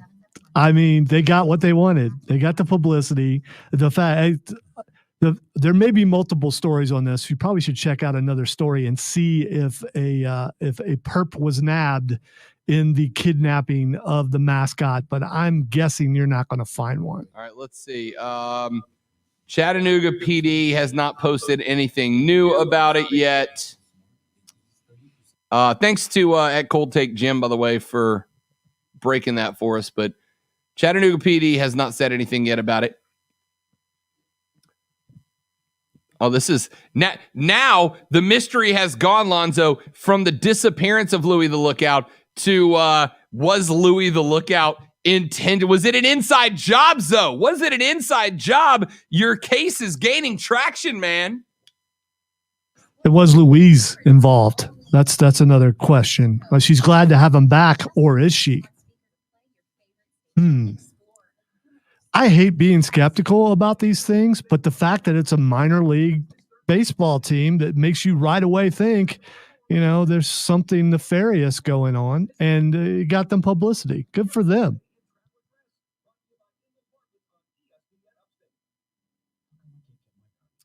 Was Luis involved? Do we have a mascot marital dispute going on? 1 minute, by the way. Well, so this would be a kayfabe story, right? If Luis is involved, then you have to assume that we're pretending as if Luis and Louis are real creatures, real entities, which meant that Luis somehow, would she have to hire another mascot to do the napping? Like, did the Philly Fanatic come down? Because he's a sociopath. Yeah, you'd have to go up. You wouldn't be. You'd have to get someone from major leagues to come down and investigate. Yeah. No, you'd have to get a major league mascot to come down. Right. You have to get the San Diego Padre, right? Like, he's a monk. He's the only one that you can trust to be impartial in all of this. No, you got to get Gritty. Oh, God. I want to hang out with Gritty for a day. Just for the pure psychosis of it all. Unfiltered sports talk every weekday noon to 3. This is the Rob Brown Show on ESPN Upstate. Ladies and gentlemen, the case has been solved, and yet out of, like a child of Zeus, the head of mystery springs another. So Cold Take Jim sent us a tweet just a minute ago where he pointed out that the Chattanooga Lookouts have said that they have found the mascot. So we took a look, because this is the type of person that Zoe and I are, embarrassing our friends and family to no extent. I decided to go actually research the full press release about this whole thing. And it says, and I quote, Louis was found early Wednesday morning with the help from our friends at the Tennessee Aquarium, end quote. Lookouts President Rich Mozingo said everyone in the state of Tennessee can now breathe a sigh of relief. We are once again overwhelmed by the support of the Chattanooga community. In it, they also quote Luis the Lookout, who said, I'm so happy to have my teammates back at home. Everyone in the state of Tennessee can now breathe a sigh, I can't wait to hear him recount the tale of his last 24 hours. Zoe is of the firm belief at this point, that Luis was in on it, that it was an inside job. We have some sort of marital mascot dispute going on here. Perhaps Luis the Lookout made a call to the sociopath that is the Philly Fanatic, or the entirety of the psychopathic mind of Gritty from the Flyers, and got them involved. I have gone from complete disagreement with you, Lonzo, that this was an inside job, straight to the tinfoil hat sidekick wearer that believes this was absolutely a publicity stunt. Louis the Lookout was never in any danger at all, and is back safe and sound now. Because I would not be surprised if opening night is Tennessee Aquarium night. Oh, we should look into that. See, because there's obvious. Not only did they get the publicity, they threw out the Tennessee Aquarium. They're friends at the Tennessee Aquarium. Yeah. Oh, I'm intrigued by this. I am intrigued by this greatly. And the other question is Luis being held as a person of interest in the case. Well, that's a good question too. Is Luis a suspect here? I feel like we're going to have to go like a straight up mascot court on this. Would it be like Little People's Court from WWE? Where I don't know if you remember that. That was excellent. Underneath the ring. We need a full mascot. So I'm thinking, who's the mascot? Who's the mascot that we put in charge of mascot court to try to get to the bottom of the actual story of Louis the Lookout? Who's the I think you got to go. With the San Diego Padres mascot, right? He's an actual monk. He's the only one he's a friar. He's the only one that I would trust to be impartial in order to figure out what really happened to the case of Louis the Lookout. And by the way, you'll notice who the one person in that press release we did not get a comment from, Zoe. Was Louis. Yep. You would think Louis would be the first person they would put out there in order to explain what happened. You got a comment from Luis, who at this point is primary suspect number one, right? Luis has got to be our primary suspect here. The fact, Lonzo, that she was so quick to get in front of a camera, right? This has got shades of every murder mystery documentary we've watched on Netflix so far, where the parents or the husband and wife did it, right? So quick to get her statement out to the news. She wasn't even in mourning or grief or anything. She wasn't traumatized by this. You're right. She had a statement that she's so glad that Louis was found, but we did not hear her plea to have her significant other found, a tearful please. I just want him back. Yeah. We didn't get any of that. Yeah. Netflix, I got your next mystery documentary set for you right here, man. What do we do here? Luis was quick to get in front of the mic. We didn't have a word from her. When Louis was still missing, right? It was just straight to the cameras to go, "Oh, I'm so glad he's happy." Are you, Luis? Because I'm suspicious. And the fact that it was found by the Tennessee Aquarium, she tried to have Louis drowned. Zoe? She tried to have Louis drowned and he escaped. She just considered Louis old hat and it was time to move on. Time to upgrade lookouts. Oh, now I got to be. Who are there any other of the lookout genus that are wandering the streets of Chattanooga that Miss Luis may have some sort of nefarious connection to? Might there be a lookout affair taking place? Louis was figuring it out. Louis was putting the pieces together. He was getting too close to the truth, and Luis had him dispatched by another mascot. Come on. There's another angle here. Perhaps the marital problems were not on Luis's side. Perhaps Louis was at the aquarium to meet up with somebody. Oh, okay. Maybe he faked his own disappearance after Miss Luis was getting a little. Oh, this is good, Zoe. This is good. I just realized we have spent like 8 minutes writing a complete Lookout fanfic live on air.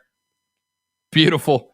Let's take a break. When we come back, we talk baseball, actual sports. For those of you that haven't left yet, I'm Rob. He's Lonzo. The Rob Brown Show rolls on. It's ESPN Upstate. You could have your own celebration dance with. Oh, that, ladies and gentlemen, is what happens when Rob and Lonzo let a throwaway segment get out of control.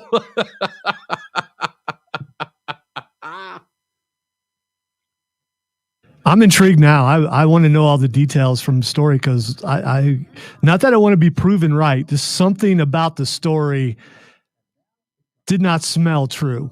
And as I said, I was going through some stories earlier for another show, and I saw that and was like, I'm just not buying this. And they sure did find it awful quick. I mean, you could be on the side of thinking, well, you know what, the publicity made the person who took Louis have a change of heart, and so they left him in a place that was public enough for him to be found. But I'm not buying it. This is all a publicity stunt. Oh, man, this is good. All right, events. Let's see if there's any special events coming up at the Tennessee Aquarium. What's today? Today's March. No, there's no special events. Well, just look at the if there are any theme nights at the ballpark. Well, no, it wouldn't be opening day for the minor leagues yet. There's nothing going on. Minor leagues don't start for another couple of weeks, I don't think. Okay. Unless they're opening up season tickets now or something. All right, here's the page for the Tennessee Aquarium, which looks beautiful, by the way. Aquarium events. Click here.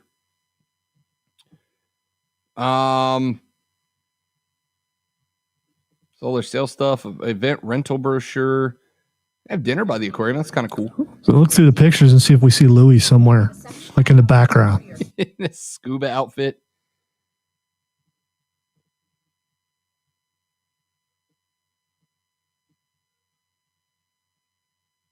I don't see anything here.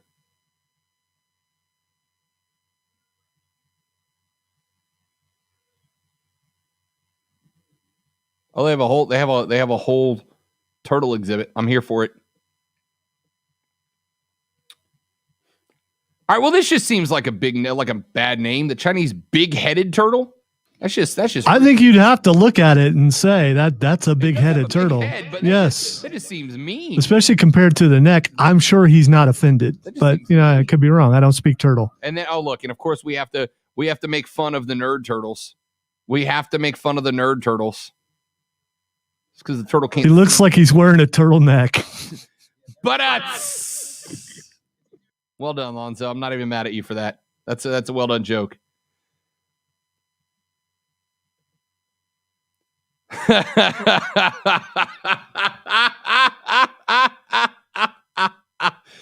Oh man. KC Chief Shed, that was great radio. I have things to do at work, but bleep it. Yeah, well done. Keegan, that escalated quickly. Yes, it did. 30 seconds. This is a fantastic plot twist. I'm all in on this mascot mystery. Yeah, so am I.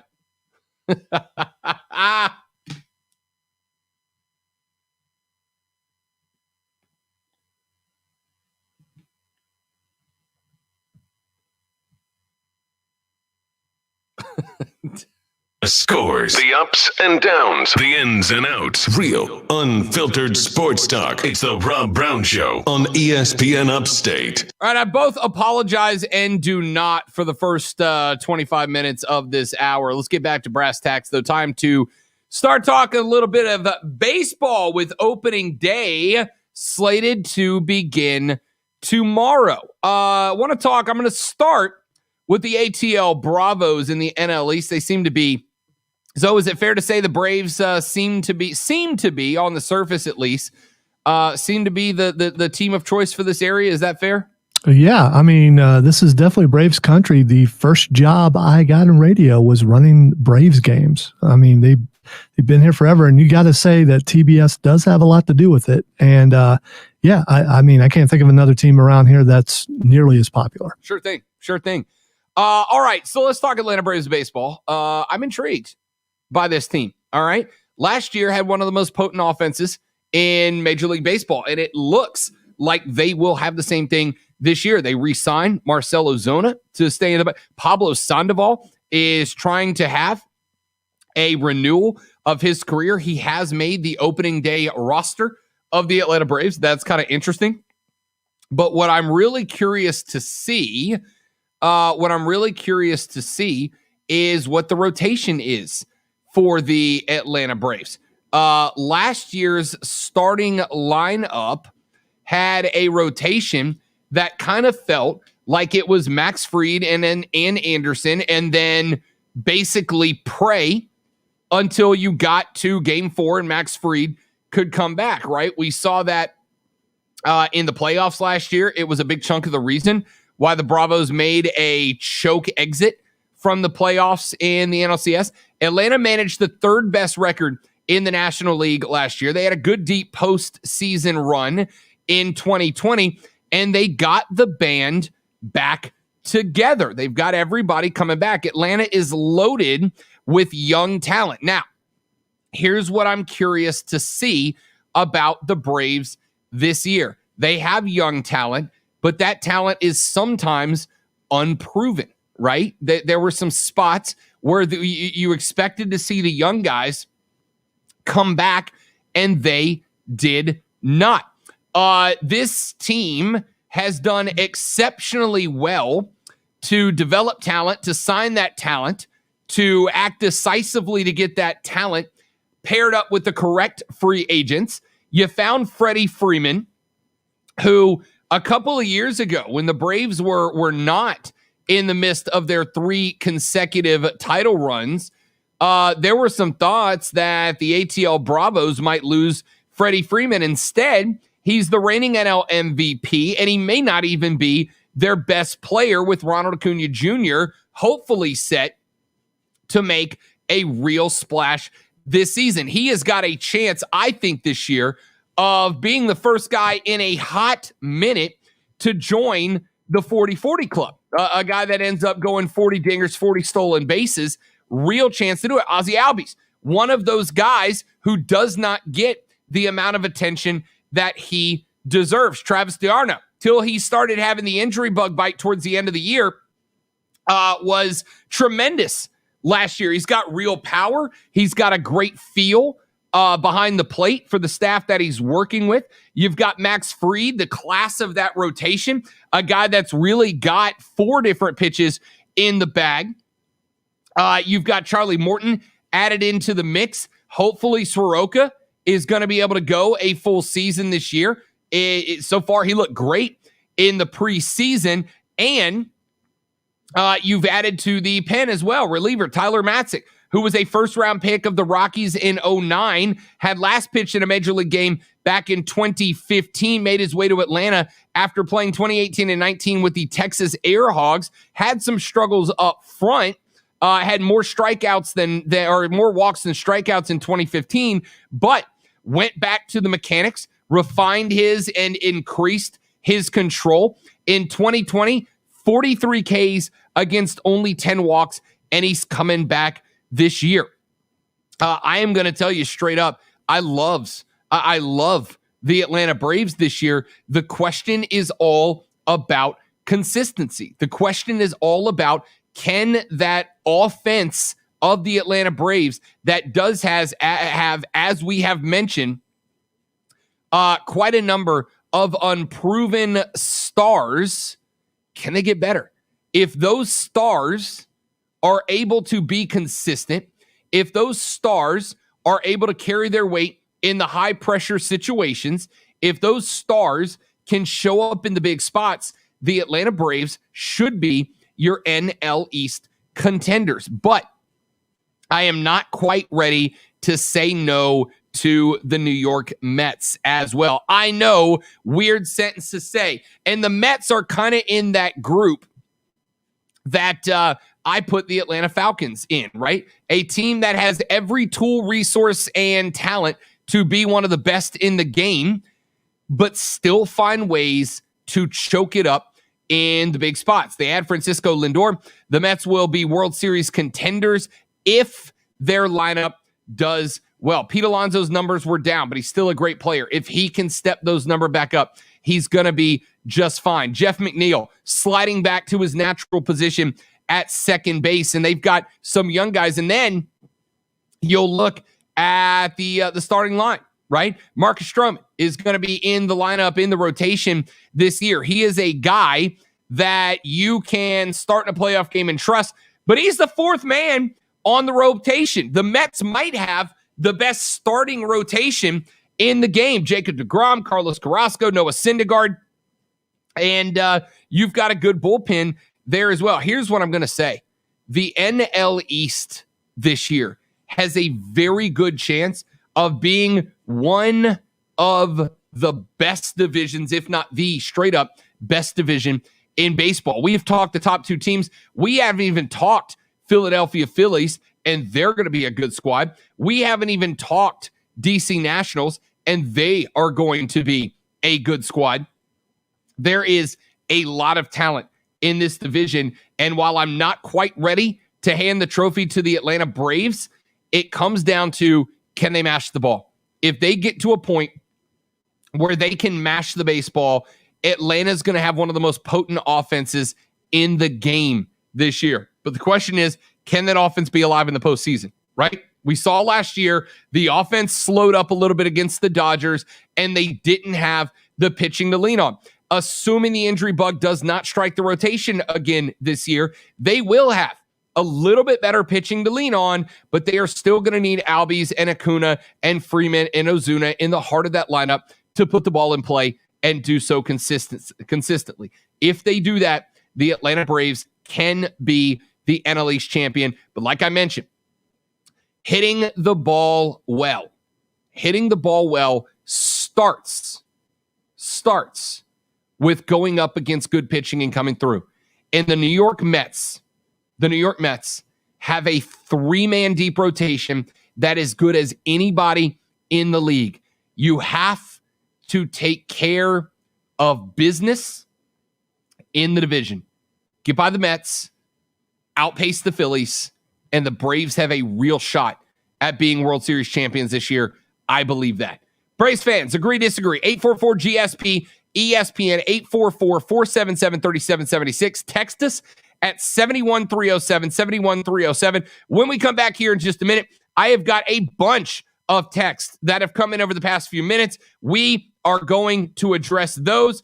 And we got Warner on the phone. Warner, you hang on. I'm going to get you coming right out of the gate on the flip side. Your call's up next.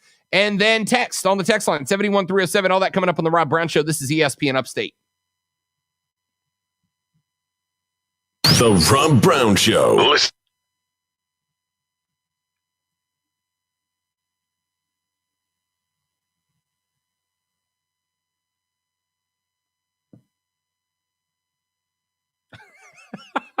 Some of the texts we got in are freaking great, man. Absolutely great. Chipper in the clubhouse again. Got to help the bats, especially since he's a kid. Yeah, I agree. I mean, guy was a model of consistency at the dish. But the Braves have mashing power. We know that, right? There's 3-4 guys in the heart of that lineup that are threats to go yad every time they step to the dish. I completely agree. It was the consistency last year, Brandon, and I know you know this as a Braves fan. It was the consistency last year at the plate that did the Braves in the postseason, right? Go back to, what was it, the opening frame series against the Cardinals? Would they flop games back and forth, or not the sweep? It was the first round sweep. It was second or third series where they're basically trading games because the offense would mash one game and then be ice cold the next. If you can get consistent production out of the heart of the order, this Braves team can be very good. Very good. All right, I'm going to step away and hit the restroom. I'll be back in just a minute. Leave your thoughts, leave your comments. I'll address them when I get back. When Zoe's done with his live read, he's in charge. BRB.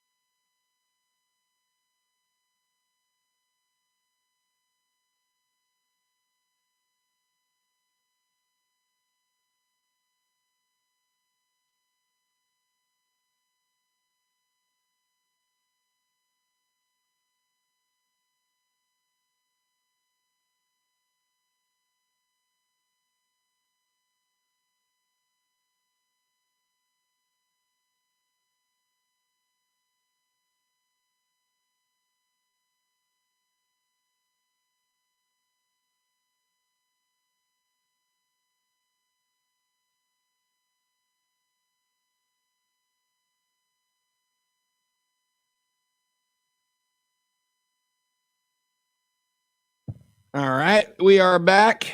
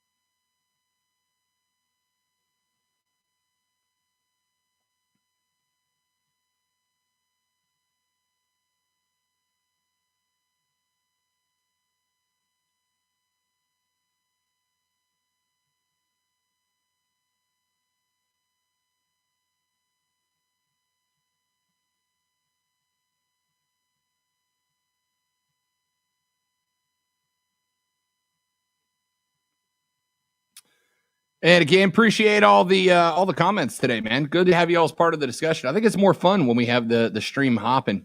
It's more fun that way. Personally. And to be able to chat off the air, have some inane conversations. We do have more breaking news on the mascot hunt. It turns out it was not the aquarium that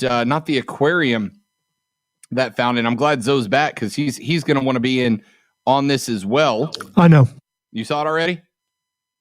Well, I did. For those of you that have not, this is Tennessee Aquarium electrician Brian Hunter says he found Louis the Chattanooga Lookouts mascot near the stadium at 4:45 a.m. this morning. The Lookouts will play their first game on May 4th with Louis, who is now back safe at home. End quote. I'm back off the conspiracy wagon. So I think they didn't know they stole the mascot. I think they realized that was the single most incriminating piece of evidence from the theft, and they ditched the mascot and this guy happened to find it. If it would have happened, if he wouldn't have been going to work that early in the morning, an aquarium obviously kicks up and runs all day long. If the aquarium was not open in the morning, somebody else would have found it. They would have turned it in. Is he a person of interest, the guy who found it? Nah, I don't think so. For upstate sports junkies. These pathetic junkies. Come on, look at them. You eat sports like food every day. Get hooked on the Rob Brown Show, noon to 3 every weekday on ESPN Upstate. The Rob Brown Show rolls on. It's ESPN Upstate. Warner was kind enough to hang on through the break. Let's get him on the air next. Wants to talk a little Clemson-Georgia game action. Warner, thanks for taking a minute. Great to have you on the show, bud. Appreciate it. Hey, thanks for taking my call. I'm wanting to move the game from Charlotte to Williams-Brice in Columbia. As odd as that sounds, it's still neutral, but South Carolina is going to try to make full capacity, and it's close to both states. It will help South Carolina's economy, all the restaurant owners, the hotel taxes. Instead of sending the money to North Carolina like we do all the time anyway, every time we have a big game up there, it just makes more sense. Yeah, so I know a couple of different folks in the media, at least, have proposed the idea of moving that game. The spot that seems to have the most traction, the most attention right now, is to move it to Atlanta. There's a Saturday matchup there between Alabama and Miami. There is a Monday matchup there between Louisville and Ole Miss. And so there's a lot of folks who are proposing moving it to the ATL on Sunday. There's no other games there. Atlanta is about geographically halfway between Atlanta and Clemson. I love the idea of having it at Williams-Brice, having it in Columbia. I don't know if the South Carolina fans would be thrilled about basically hosting a Clemson game in their stadium, because you'd likely have the Tigers want to put down their mascot in the end zone, and I don't think you're going to see a lot of Gamecocks fans thrilled about that. So I think there's a possibility, especially if they can't get more than 5,000 people inside of the stadium at Charlotte. If the other stadiums, Atlanta, Charlotte, or Columbia, wherever, are hosting more fans, I think there's a very good possibility that we could see that game get moved out of North Carolina. Well, if all the students in Columbia Airbnb their places to Clemson and Georgia fans, the hotels are full, all the restaurant workers are making more money, I think everybody wins. Yeah, I see. Yeah, go ahead. You don't want to be petty about the mascot. The governor of Alabama said it was $1 billion loss for every game that would have gotten canceled last year for Tuscaloosa. Sure. So if we put that $1 billion back into the state of South Carolina, why are we always shipping it out of state? We should permanently start playing Clemson's away games at Williams-Brice. Why ship so much money for our state school out of state? Sure. No, I totally understand what you're saying, and I appreciate the phone call, Warner. Thanks for getting in there. So it's one of those things that's a great idea in theory, right? Like, it's a great idea in theory. Yeah, keep the $1 billion right here in the hood. Keep the $1 billion in our state with us, and it makes sense. First off, I don't think you're going to get Georgia to agree to it, right? I mean, they're not going to want to play in South Carolina. It would still be, if they're full, it would still be a Clemson fan base. I think you'd be far more likely to get them to agree to play Atlanta. It's halfway. The Clemson fans could still attend, and even if the majority of the money goes out of state, it'd be about as neutral site but a big game environment as you could get. And like I said, and I know it seems a bit silly, but I don't wonder if the South Carolina fans wouldn't be unhappy having a Clemson logo painted in Williams-Brice Stadium. All right, because so frankly, they'd never hear the end of it. If this call had happened tomorrow, I'd be okay with it. The fact that Warner said that the students need to be to Airbnb their place to Clemson and Georgia. That's not going to happen. I mean, if that happens, the rivalry is truly over. Now, Clemson fans would say it is over and has been for a while, but it's truly, when you're willing to, unless you're, no. And I get it. You want to put the money back in the economy. I absolutely get that. But no, you don't put your rival team in your stadium to play a game unless they're playing you. You just don't do that. Yeah. I got to tell you, if I'm a Gamecock in Columbia, especially if I'm a student, no chance that I'm opening up my door for a Rivals fan to stay. Put the shoe on the other foot. I wouldn't expect Clemson to be okay with that either. If the Gamecocks were wanting to play a game up at Clemson, no. I mean, that's the whole point of a rivalry. That hatred is still there. Absolutely, you can't do that. I suspect you'd have better luck just playing the game at Clemson, to tell you the truth. Georgia wouldn't sign off on it, but I suspect you'd have a better luck, a better opportunity to get that game moving at Clemson. I think Atlanta is going to be where the game's at. If Charlotte's not back up and open to full capacity by the time that weekend rolls around. If North Carolina, if Charlotte is back at full capacity, if Charlotte can host a full stadium at Bank of America, then I have no doubt that that's where it'll be. And again, they'll play it on Sunday. Right now, there's only one game scheduled on that Sunday. I think FSU Notre Dame, if I recall correctly, is playing a game on that Sunday. The Alabama game is going to be on Saturday. And then you got that game on Monday as well. So my suspicion, if they decide to move it up out of Charlotte, my suspicion would be that they would play it in the ATL instead. I think that's how it'll play out, but we'll find out. All right, let's try to win you $1,000. What do you say? Your chance to win $1,000 in the $1,000 cash dash on ESPN Upstate. The keyword for this hour upcoming is wild. WILD. Text it to 72881. 72881 is the number. Text that keyword for your chance to win $1,000 in the $1,000 cash dash on ESPN Upstate. Powered by BetQL. Let BetQL's proven data and analytics help you become a better. Download the BetQL app today. Text and data rates may apply in this national contest. Again, this hour's keyword is wild. WILD, right here on the $1,000 cash dash and ESPN Upstate. Quick break. When we come back, more breaking news in today's disappearance mystery of the Chattanooga mascot. We have got breaking news that has once again swayed my thoughts on this mystery. That's next on the Rob Brown Show on ESPN Upstate. ESPN Upstate, WY.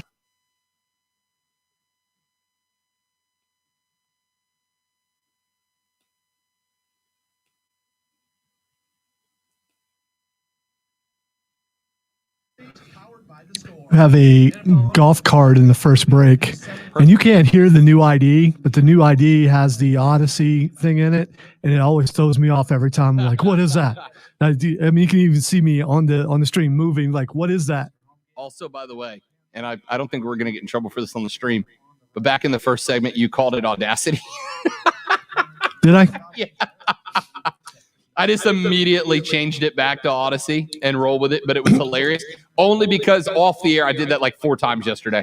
Well, my intent was to do what you did, was to remind you to do that. So to mention it. And speaking of, Bill Kowalski, first time watching the stream, dig the show. Thank you, Bill. Appreciate that. Rob, no issue. The face fits the voice. Zoe, I couldn't have been further off with what I pictured in my head. What did you picture in your head, Bill? I'm genuinely curious about that. What did you picture? I always get told that my face does not match up with what people think I look at based on my voice. You're like the first person in a 14-year career that's told me that I look like what they think I look like.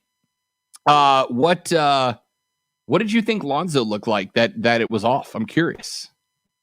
I will tell you that used to be, back when I weighed nearly 400 pounds, I used to hear, well, you sounded thinner on the air. Sounded thinner? Yeah. Someone did that to me in person at Panther Camp. And I guess I visibly flexed, and my co-host Matt had to put his hand on me, and the guy took a step back just because I didn't realize I did it. It's just like, that's mean, man. That is so mean. How do you sound thinner? How can you tell how heavy or light someone is? I mean, maybe you assume if someone's got the killer base that they're a bigger guy, but other than that, I don't know.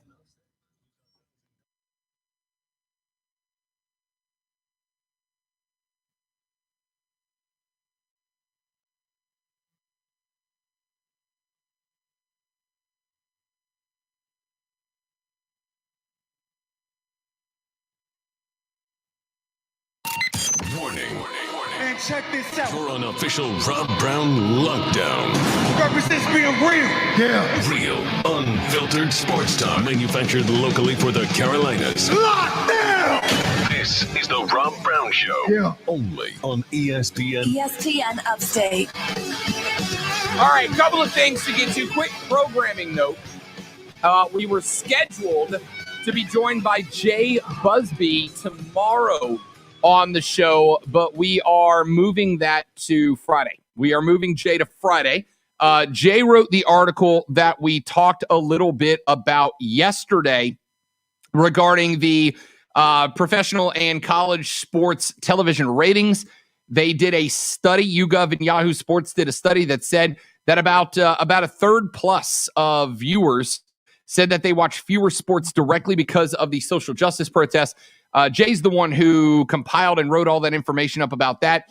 He also put out another article today that said that college basketball is actually seeing an increase in ratings from the last tournament, which you'll remember is not last year during the pandemic, but the year before that, a year before the pandemic struck. 2 years ago now, the last March tournament we got to watch.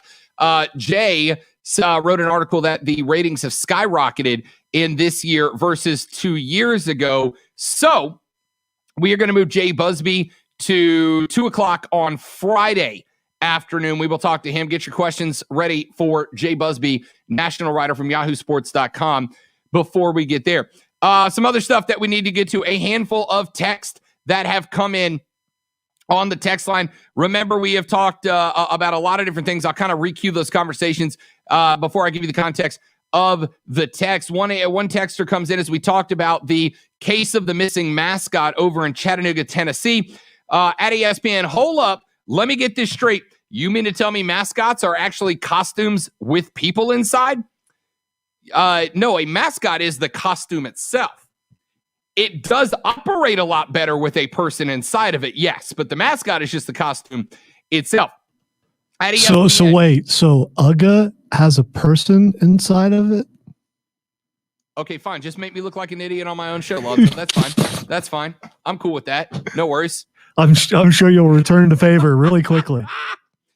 At ESPN, 1 year ago for April Fools, I took Gamecocks license plate frames and put them on all my Clemson coworkers' cars. Took one guy a month to figure it out. Then to get me back, he changed every single light bulb in my office to orange. That's a good set of April Fool's pranks right there, Lonzo. Good set of pranks. That requires money and effort. I don't know if I'm willing to go that far, but oh yeah, that's a good job, especially if it took them a while to figure out who did it. Oh yeah. Throwing a rival's license plate cover on their car is a great prank. One, it's funny. And two, it's not just them realizing that you did it. It's the fact that that's one of those very stealthy pranks that can last 3, 4, 5 months before they catch it. And the pain isn't just in realizing that they got Lonzo. The pain is that they've been driving around having people looking at them thinking that they were a Gamecocks fan for a month or two before they caught onto it. It really cuts you on two levels. That's a good prank. I just also want to point out, although Rob and I think it's funny, we do not condone such behavior or encourage it. Oh, no, I absolutely condone and encourage that. I absolutely condone and encourage that. That's a good prank. The key to a good prank, Lonzo, the key to a good prank is that the person getting pranked should also be laughing when it's over, okay? They should also be laughing. If you prank somebody and they're not laughing, it wasn't a good prank. You were just being mean. There's a difference. That's a good prank. At ESPN, y'all should prank the Man Show by doing a segment about whether Dabo would leave Clemson for the NFL if Urban Meyer leaves Trevor Lawrence high and dry in Jacksonville because of heart problems due to eating too much Duke's mayo and whether or not that is a sandwich. Well, here's the thing. We're not going to rehash something that I'm sure has already been done. So, we don't, no retreads here. Yeah, some people will do that as a genuine segment without it being a prank. All right, just saying. That At ESPN, I wonder if the cops ran around singing Louie Louie, We Gotta Go. Who sang that song, Zoe? 5 points if you can tell me. Sam the Sham. No. Yes, that was correct. Sam the Sham and the Pharaohs. Yeah. Look at Zoe earning those 5 points the hard way. I did a version of that at an amusement park, where you can go in and sing karaoke and they record it. I was not aware that there are actual words to those verses. I'm not saying they make sense, but there are actual words to those. Sam the Sham and the Pharaohs. Nice job, Zoe, with the and one there at the end. At ESPN, almond milk comes in cartons. Yeah, I asked about milk, not almond juice. All right? It's not milk. It's just almond juice. Yeah, I don't care if you drink it or not, but it's not milk. Because you're not milking an almond. It doesn't have the facilities to do so. And as the great Ron Swanson on Parks and Rec once said, the only thing I hate more than a liar is skim milk, which is milk lying about being milk. All right? At ESPN, I'm pretty sure the Tennessee Volunteer Bloodhound was involved in the case of the missing mascot. We actually have breaking news on that. We're going to tell you about that just in a second. At ESPN, Lonzo needs to be a marketing manager. Here's the thing, Texter. They make like 5 times the money.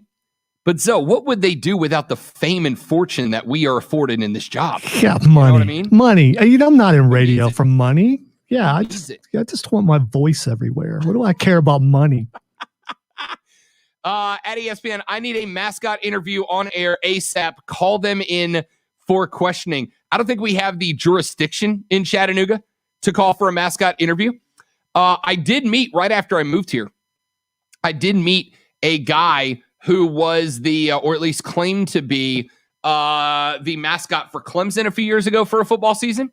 Maybe we'll get him involved and see what the level of actual mascot on mascot violence is in the world of sports. At ESPN, your baseball segment was way too analytical. Well, it's preseason. That's literally what we talk about. What else am I going to analyze preseason? I think the Braves are going to win the division because those uniforms are pretty sweet. It's preseason. What else am I going to talk about?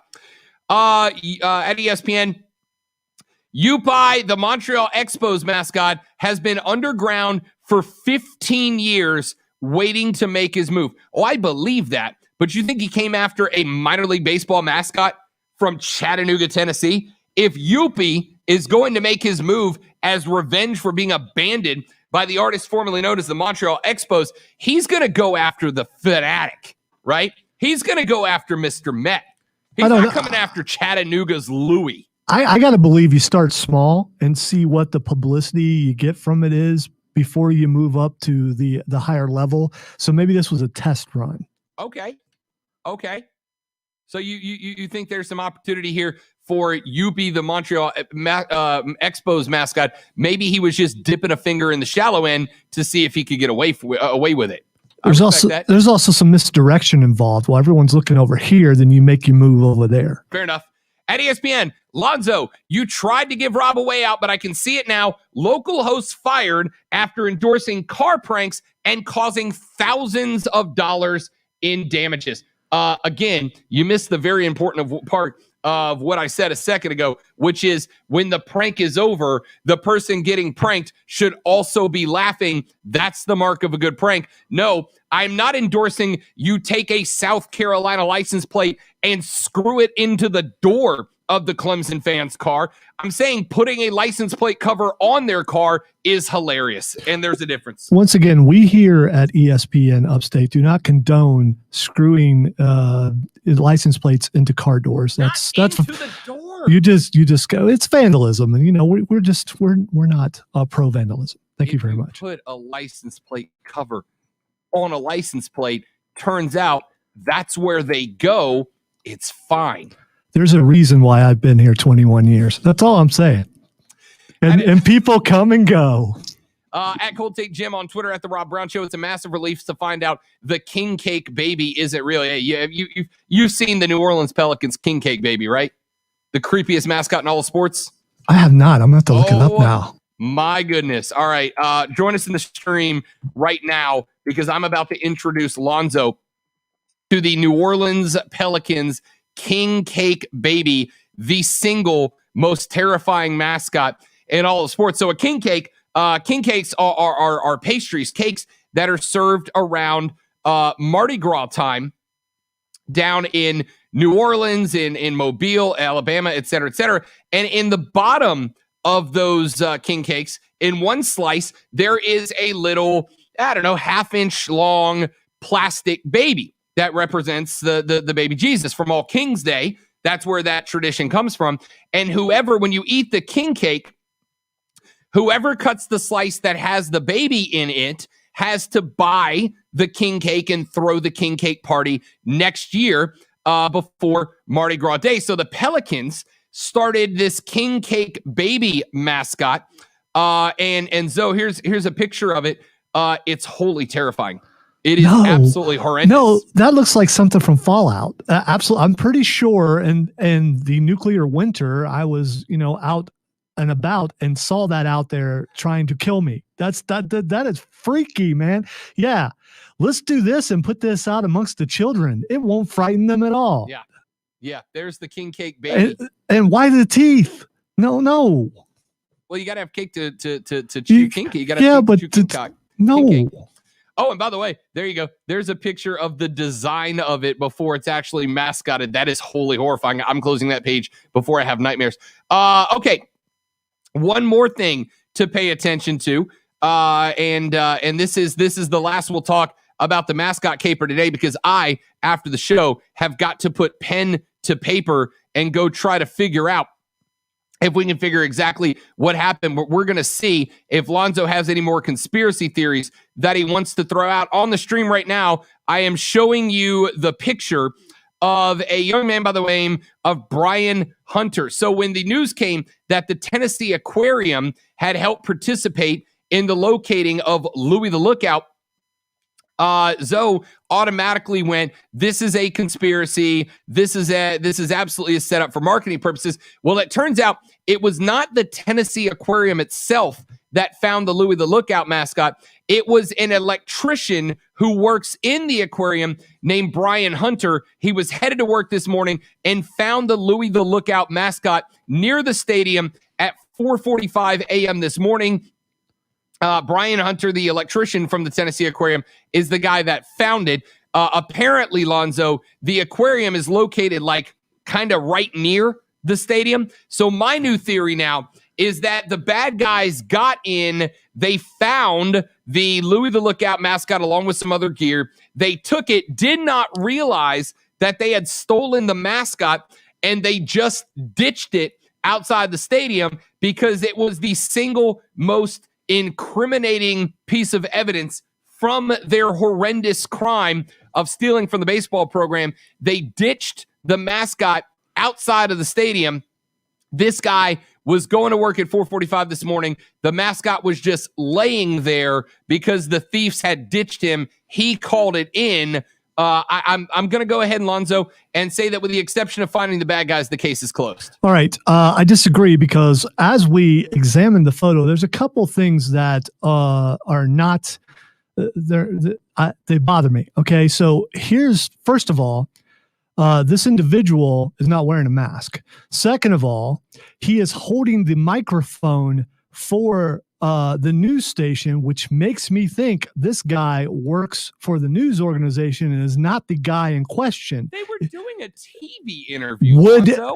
Yes, I've seen TV interviews during the pandemic, and they don't go, here, take this microphone, infect it. I get to speak as an expert on this, Lonzo. I was a television news journalist back in the day. I guarantee you what happened here. 99% of the time when you do a man on the street interview, you put a lapel mic on them, right? You put a lapel mic. But those lapel mics are connected to wireless packs. And if their wireless pack runs out of battery, then you absolutely hand them the microphone. And while, yes, you would not want to do that during the course of the pandemic, if that is your only option for getting sound from local baseball hero Brian Hunter of the Tennessee Aquarium, then you give them the mic and you disinfect it when it's done.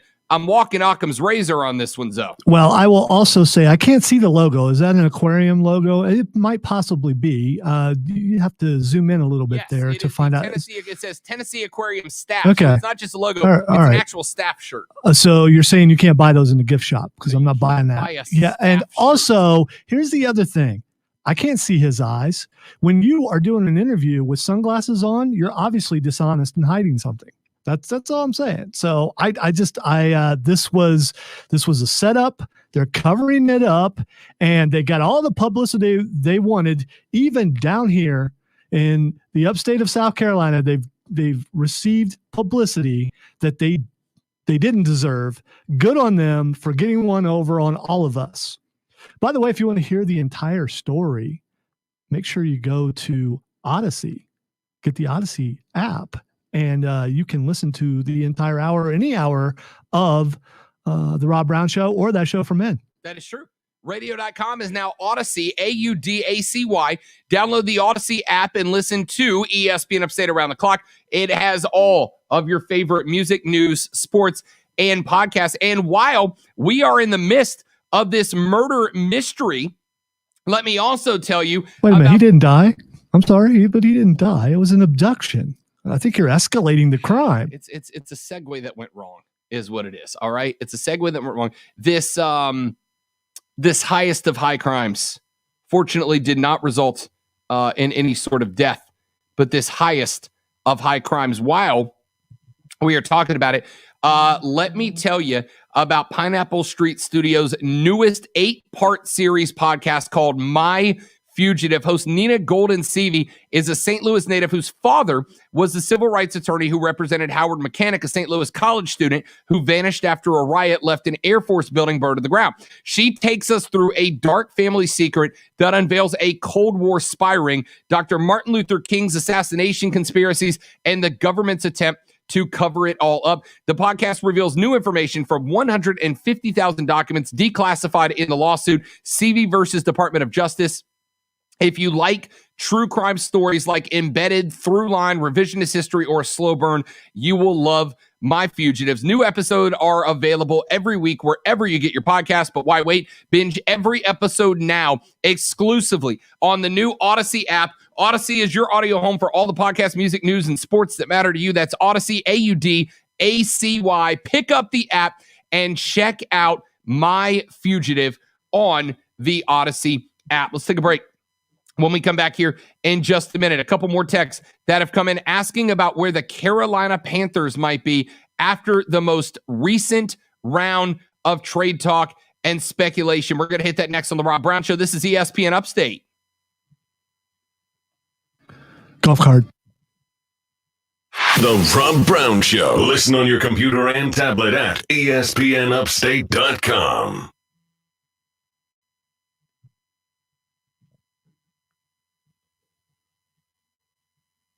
Golf card. That's right. Let me tell you about the ESPN Upstate golf card because they are out. They are available now, and there's a limited supply. We have sold them out the last handful of times that we've put it up for grabs. This is your opportunity to get one now before they sell out again. Look, it might be a little rainy, nasty outside right now, but this weekend is going to be absolutely beautiful. So will many weekends moving forward. Don't you want to get out and play a little golf? Prevent yourself from going stir crazy. Well, the best deal for golfers is back and better than ever. 9 premier upstate golf courses on the 2021 upstate golf card for just $99. That's over $450 worth of golf for just $99, over a 75% discount. For $100, listeners can purchase the golf cards and get a round of golf at each of the 9 courses: the Preserve at Verde, Pebble Creek, Legacy Pines, the Rock Golf Club and Resort, Carolina Springs, Willow Creek, Links of Tryon, Rolling Green Golf Club, and new to the card this year, the club at Brookstone. That is $450+ in golf value for just $99 at 9 prestigious upstate golf courses. Check out the website at upstategolfcard.com or check out their Facebook at Upstate Golf Card on Facebook and Instagram. The perfect way to get out on the course with the boys and with the gals all spring and summer long. Courses are open, springs in the air. A golf ball should be too. Limited supplies. Get yours before they're gone. Go to upstategolfcard.com. Automotive.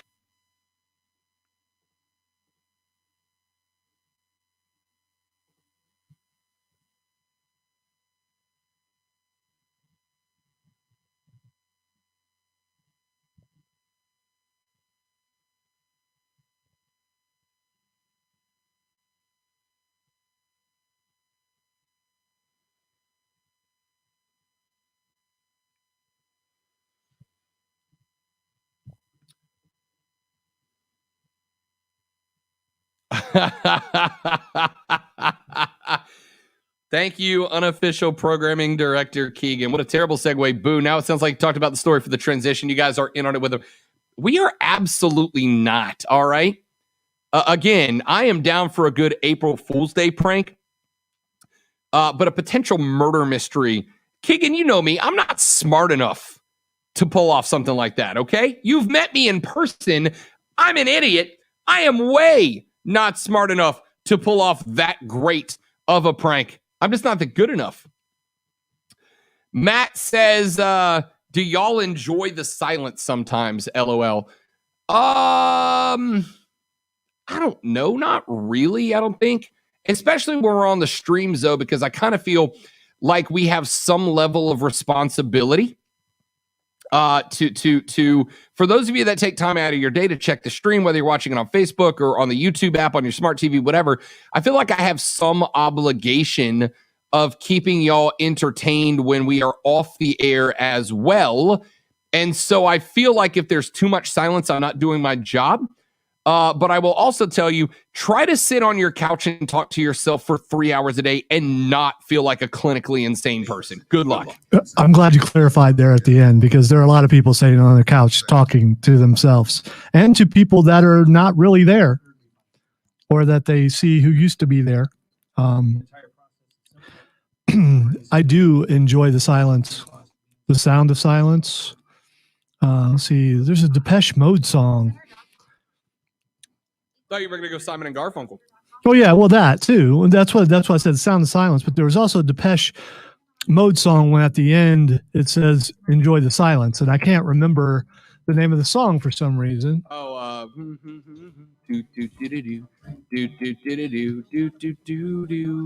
it's called "Enjoy the Silence," isn't it? It might be. Yeah, I think it's called "Enjoy the Silence." It is. Okay, I more overthinking there. Yeah. So. And then Disturbed once covered Simon and Garfunkel's "Sound of Silence," and it's one of the few songs that I think the cover might actually be better than the original song. Although the original song is great, that metal cover had some freaking soul in it. Oh, the metal cover was great of that. Unfortunately, there are way too many covers now, and I get it. You know, the way the music business works, you recycle a hit like every 10 years, and kids who heard it when they were like 2 or 3, they will recognize the song even though they don't think about it, and they'll be into it and wonder why, you know, they almost know the words to it, but they heard it when they were a kid. This happens to a lot of songs over and over again. But that's the first time I remember that song being remade and being on the radio, and they did a great job. But then now there are just way too many covers. But I disagree about it being better than the original. I think they're equal in my mind, because when the original came out, what it was about and everything, I'm sure it had the same kind of effect that this remake did. Yeah, I'm not saying you're wrong from a musical standpoint. Oh yeah, when the remake came out, I was like, plus I'm a fan of the original song, and I heard it was like, whoa. And the effects, everything is real haunting, as it should be. Oh, absolutely. 30 seconds.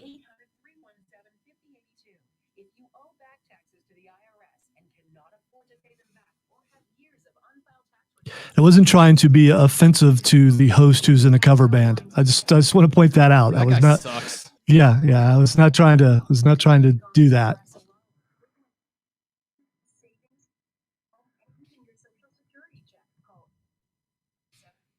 Ten seconds.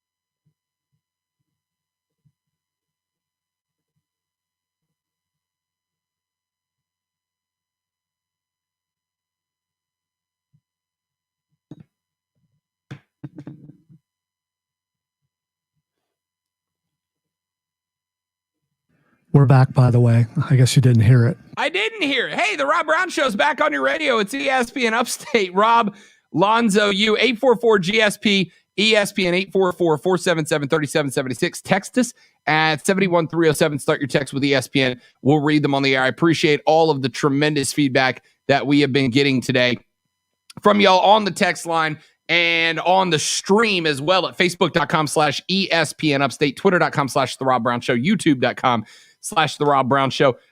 We have spiked. We've actually had a really good day.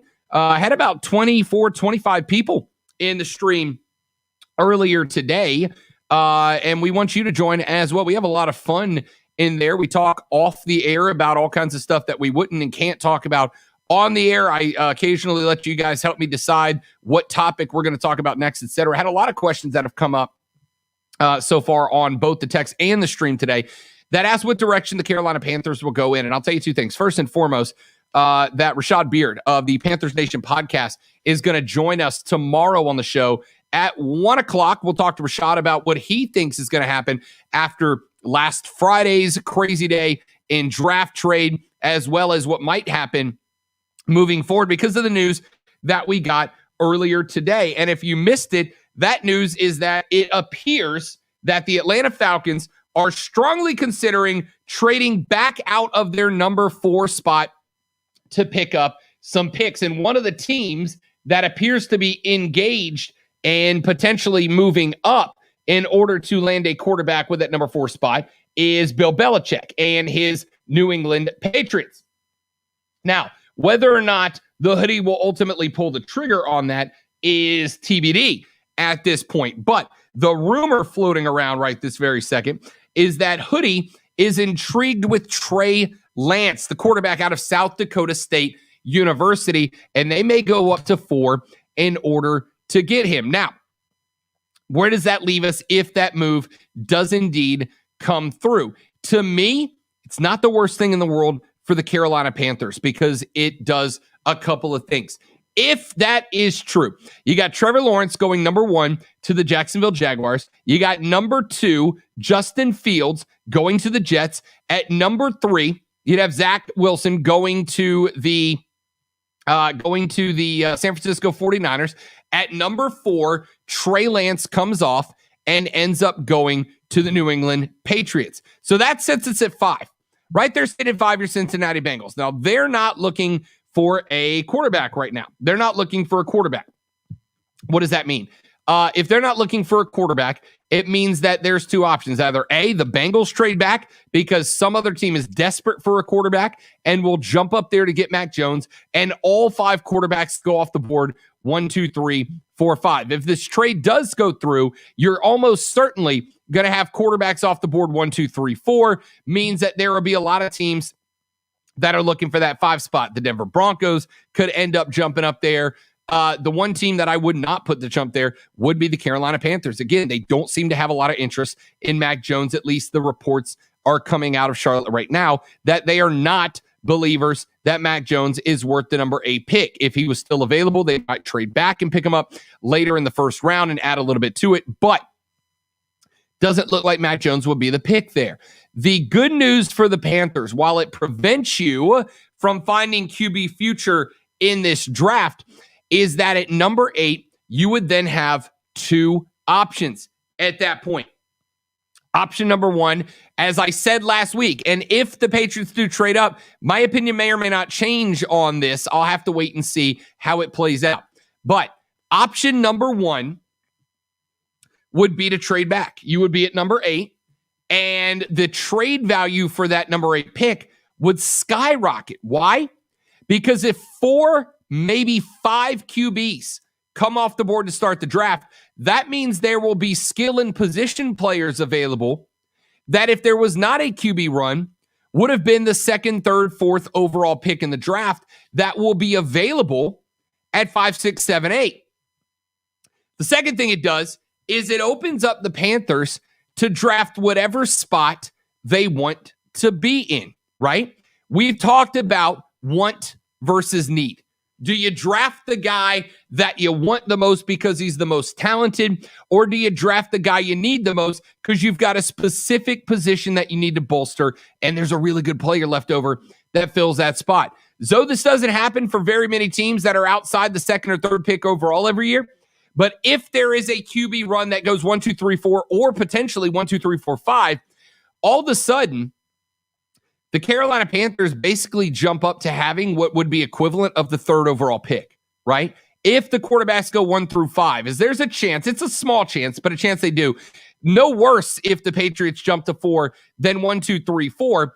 You're going to have the equivalent of what equals out to be the third or fourth overall pick.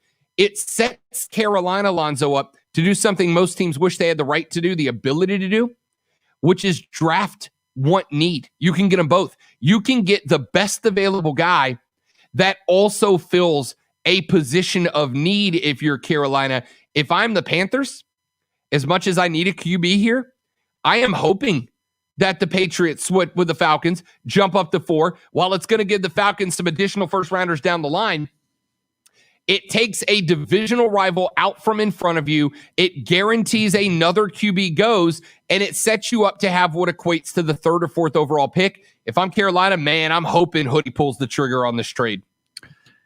I agree, unless there's a quarterback in there that you really want. And if there is a quarterback that you really want, you find a way to outbid him and get up in there in that spot and take that guy. Now, I don't think other than Justin Fields or Trevor Lawrence that there's anyone worth doing that for.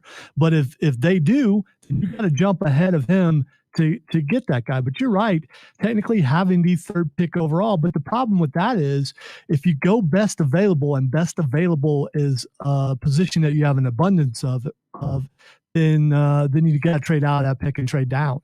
So, and we don't know that another team is not going to make a bid for that spot to get up there. There may be someone that's not in play as far as the sports media goes that jumps in there, because we were not expecting Miami to do what they did with San Francisco. So who knows? Yeah. Again, this is going to be intriguing because we may not be able to put a finger down on what the Panthers are going to do until they're on the clock. Honestly, right? I won't look. I don't know if the Patriots or the Broncos or anybody else are going to jump to 4. I'll tell you, there might be a bid war.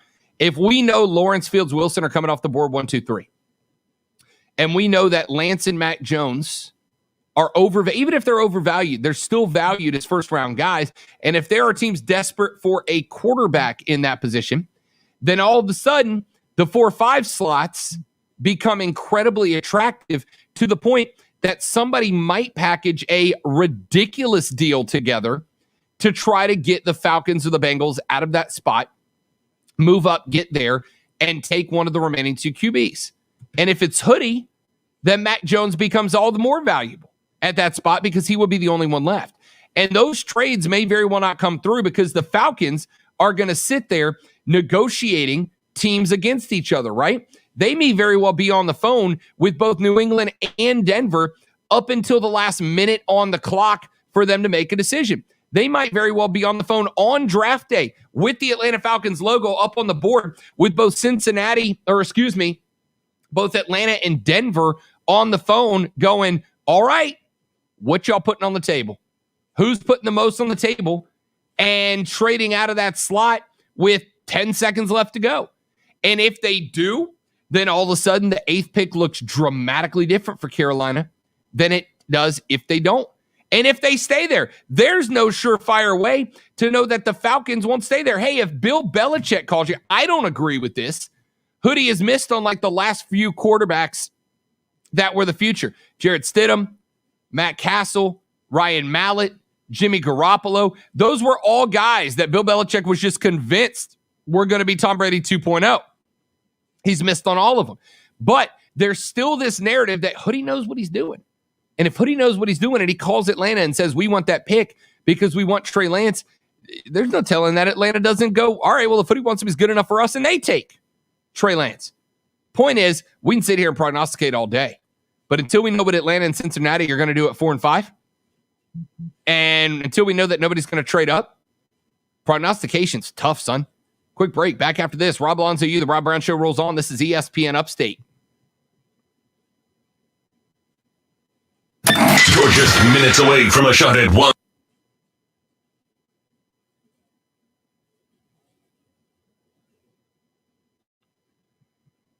So apparently, there is a gas leak in the laundry room of my apartment complex. They just installed new washers and dryers, and apparently the dryers are all gas operated.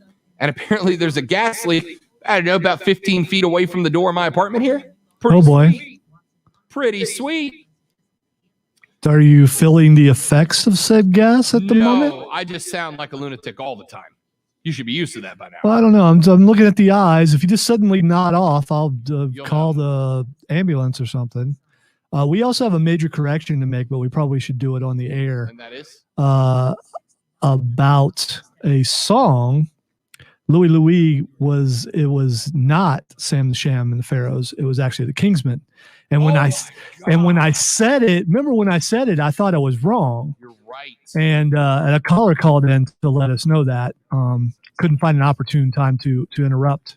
Bully was Sam the Sham. Yes, it was. It was. Son of a beeswax.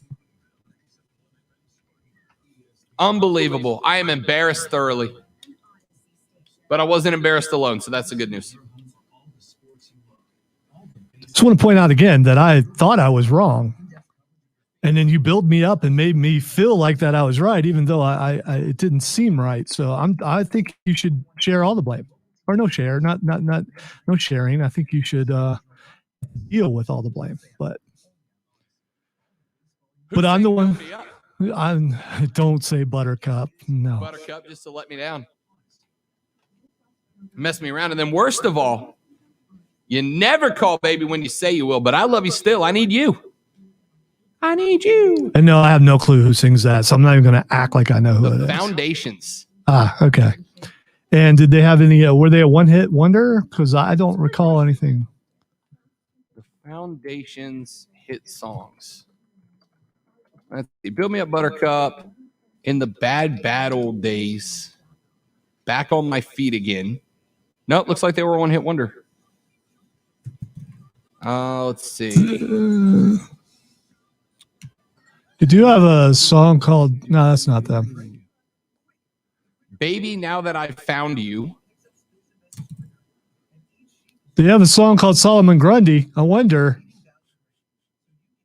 Is that Solomon Grundy born on Monday?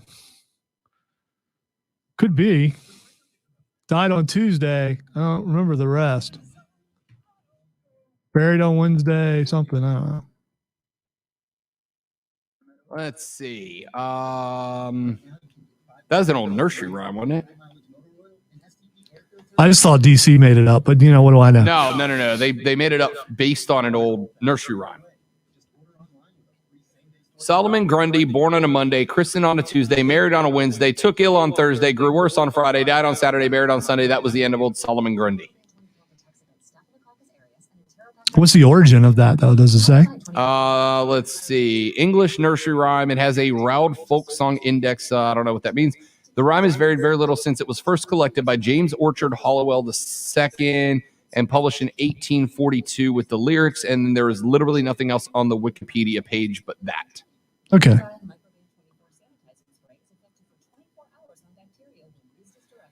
Just because you answered wrong and thought it was wrong doesn't make it right. I just said I was wrong and also... No. He's talking to me. Oh, gotcha. Yeah, he's talking to me.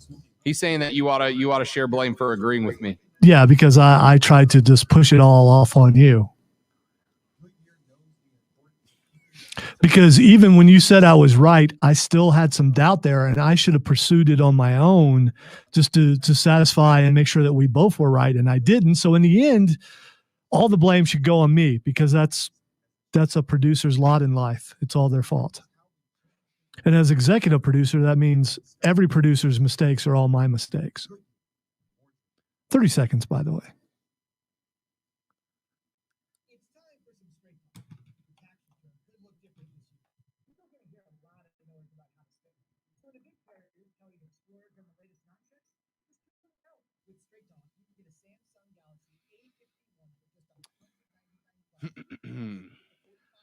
Hard to believe the show's almost over. Seriously.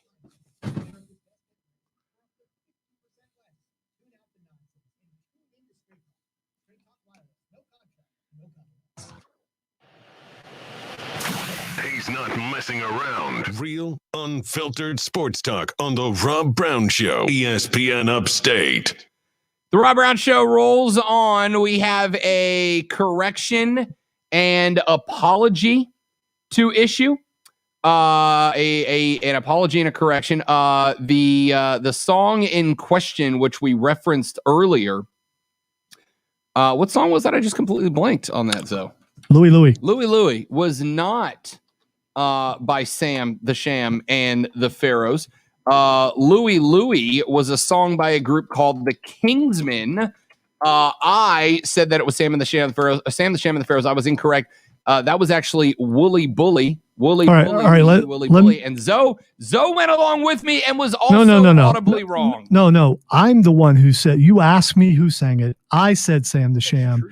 And then you said that I was right. So even though I didn't think I was right, you said that I was right. See, so. I actually knew that it was the Kingsmen, but then I didn't want to sound dumb because I deferred to Alonzo. So technically, this is all your fault. It's all my fault, and I humbly apologize. And I could tell you it won't happen again, but I'm not going to lie because it absolutely will. The only thing that's ever been said incorrect on this show was because of Alonzo, for the record. And he just admitted that. Yeah, I am. Anything ill that goes wrong on this station as the alpha and omega of ESPN Upstate, it's all my fault. So there you go. It was except for anything that Diesel says or does. That's on him. That's on the show for men. That's a different story. That's a different show. All right, 844-GSP ESPN, Texas 71307. We'll read your text on air. Tweet us at The Rob Brown Show, at Lonzo, one word, and at ESPN Upstate. Let's take a real quick break. We'll come back here in just a minute with everybody's favorite game. We talk about what you are talking about next up on Twitter trending topics just around the corner. I'm Rob. He's Zoe. The Rob Brown Show rolls on after this. It's ESPN Upstate. You see your message? Yep. Okay. You're listening to The Rob Brown Show. Let the game come to you, no matter where you go. In Anderson, Clemson, Greenville, and Spartanburg. ESPN Upstate is always streaming on the radio.com app. If you suffer from pain, if you have been told that your only relief will come through surgery, QC Kinetics is here to tell you that there is a better alternative run by a licensed medical professional, Dr. Richard Schaefer, MD. QC Kinetics is a non-surgical regenerative therapy that allows you to get feeling better, faster, naturally. It enhances and accelerates your body's own natural healing processes. It takes the way that your body knows to heal itself. It speeds them up so that you can get to a point where you feel better without having to get cut open on an operating table. And if you have to get cut open, it's going to impact your life. So go through a procedure that will, not do that. That is what QC Kinetics is here to do. Go to their website at QC Kinetics, QCKINETIX.com. You can learn all about these regenerative therapies today and hear from dozens and dozens and dozens of patients who have gone through that regenerative surgery, come out better the other side, and are happy to do it. Go to their website, QCKinetics.com, or just give them a call, mention The Rob Brown Show, and get that free consultation today at 864-448-3772. 864-448-3772. That's the number. Call QC Kinetics today and feel better, faster, naturally. QC Kinetics, 864-448-3772. It's our friends at QC Kinetics in the Upstate. Let's see. Keegan, see if I defend Rob again. Nope. I didn't know. I thought you were coming after me, bro. I didn't attack you for nothing. I attacked you because I thought that you were trying to take me down. Keegan, I think you've listened long enough to know that I do a pretty damn stellar job of taking myself down when I deserve it, which is painfully a lot, very frequently.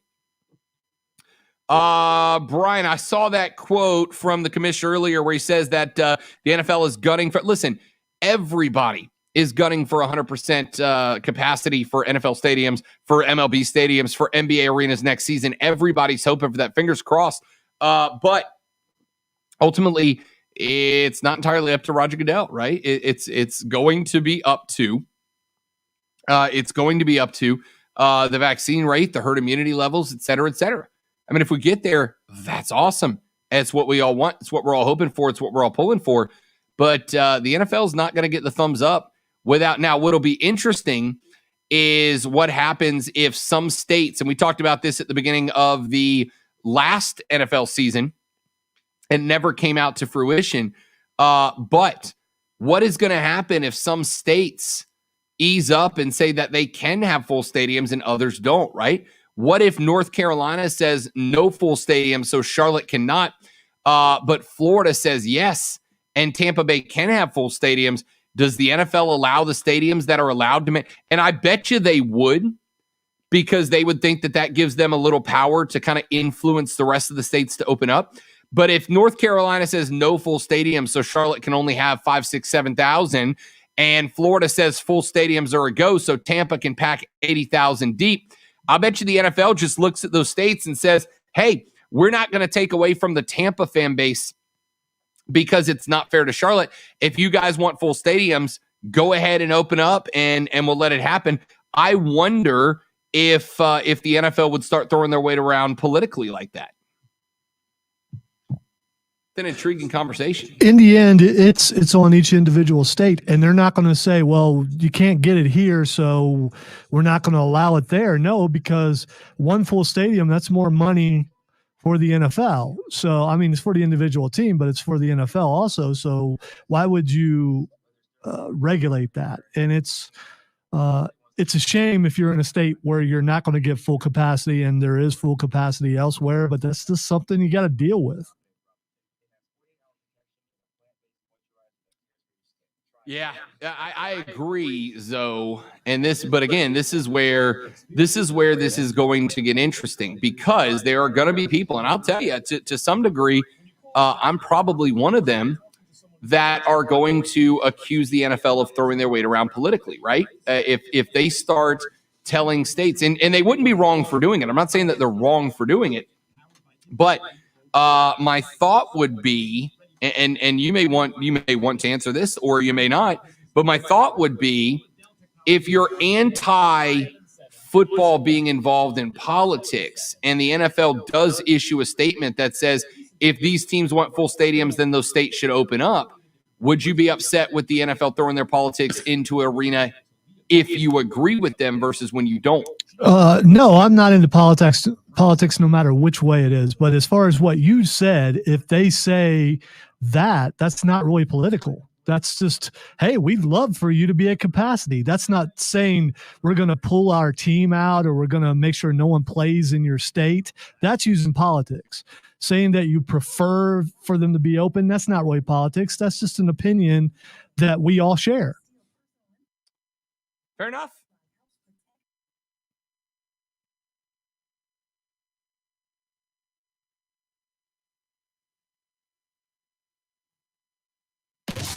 And now, the Rob Brown Show presents Twitter Trending Topics. It is time for Twitter Trending Topics, where I tell Rob what is trending on the internet, and he will tell us what he knows about it. The first thing trending, Rob, is Godzilla versus Kong. Yes, indeed. Let's go. That movie makes its premiere this evening.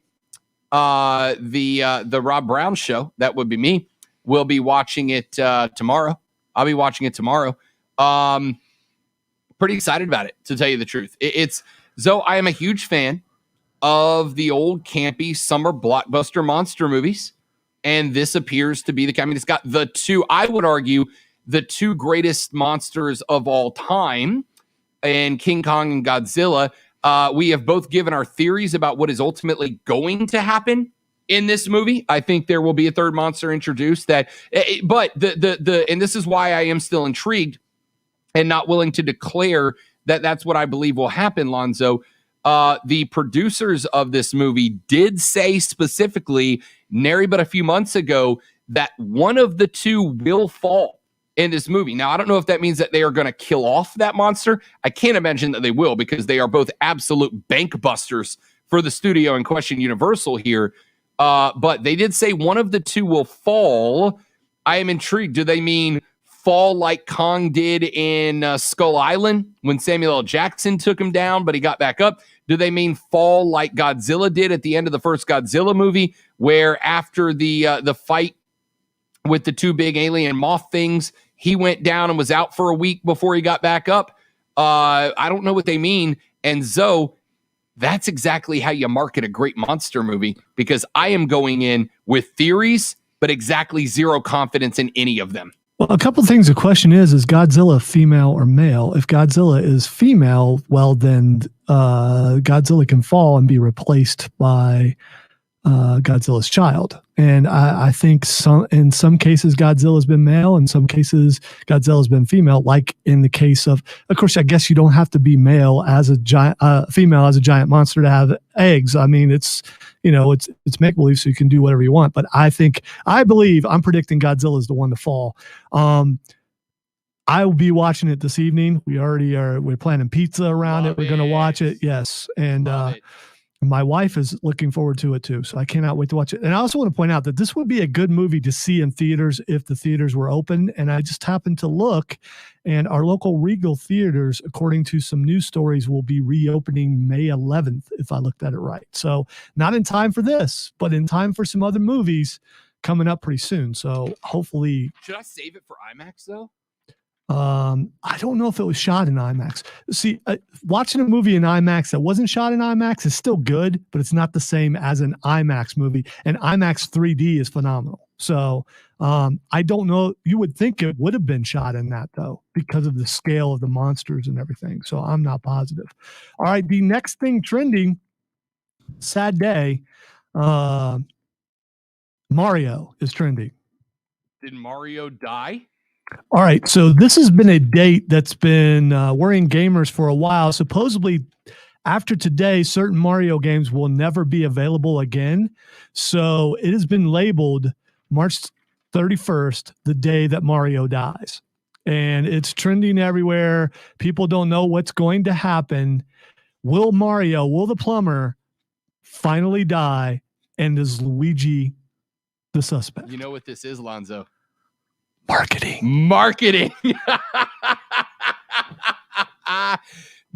Nintendo's about to make $50 billion on old Mario games today. Watch. Suddenly they're available on Xbox Game Pass or something like that. Yeah. So, so no one's quite sure what's going to happen come tomorrow, but tomorrow is April 1st. So they killed off Mr. Peanut. They did bring him back. They could kill off Mario. You'd think somebody would have learned a lesson from that. You would think. All right. The next thing trending, and this one is kind of a biggie, Stephen A. Smith. Stephen A. Smith trending today. I have not seen any clips that have popped out dramatically. What did Stephen A. Smith? Well, he said some things about Westbrook that made his wife get pretty angry about it, and about him not being able to win championships. But everything maybe I didn't see the entire thing. I didn't see anything other than what he normally would say, but to the point where he was called out and he's already apologized to a certain degree. Russell Westbrook came after him. Right, He his said wife. some stuff about Russell, not being, and then Russell's wife responded, and then Russell himself responded, and Russell was like, dude, I grew up in a harsh background. I am already a champion just to make it where I've made it. How bad must your life be to have to be that negative all the damn time? And Stephen A. Smith got straight up hung out to dry by Russell Westbrook to where he has apologized for his comments. Look, that's the type of media that we have developed in our sport. That is why Zoe and I don't come in here, despite in some cases, in some stations I've been at, being dictated. We want you to fight each other. We want you to yell at each other. We want you to have conflict. I don't do that. There's plenty of that. I'd rather just talk sports and enjoy sports for what it is, Lonzo. I don't want to be Stephen A. Smith and Max Kellerman. I don't want to be Skip Bayless and who's the guy that argues with Skip Bayless all the time? Shannon Sharp. I don't want to be those guys.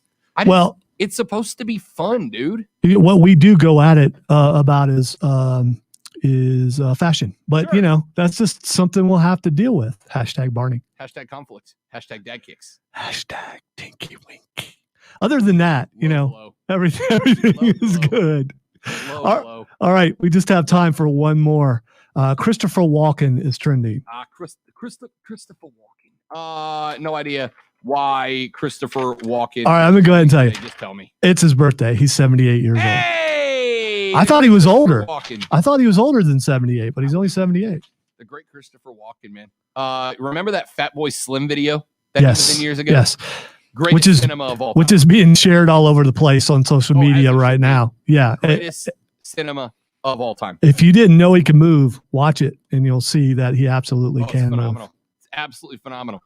That is going to do it. Time for your chance to win $1,000 in the ESPN $1,000 Cash Dash right here on ESPN Upstate. The keyword for this upcoming hour, the 3 o'clock hour, is treasure. TREASURE, treasure. You are going to no, sorry, I'm lying to you. It's social, SOCIAL, social 72881. Text it to 72881. Social, SOCIAL.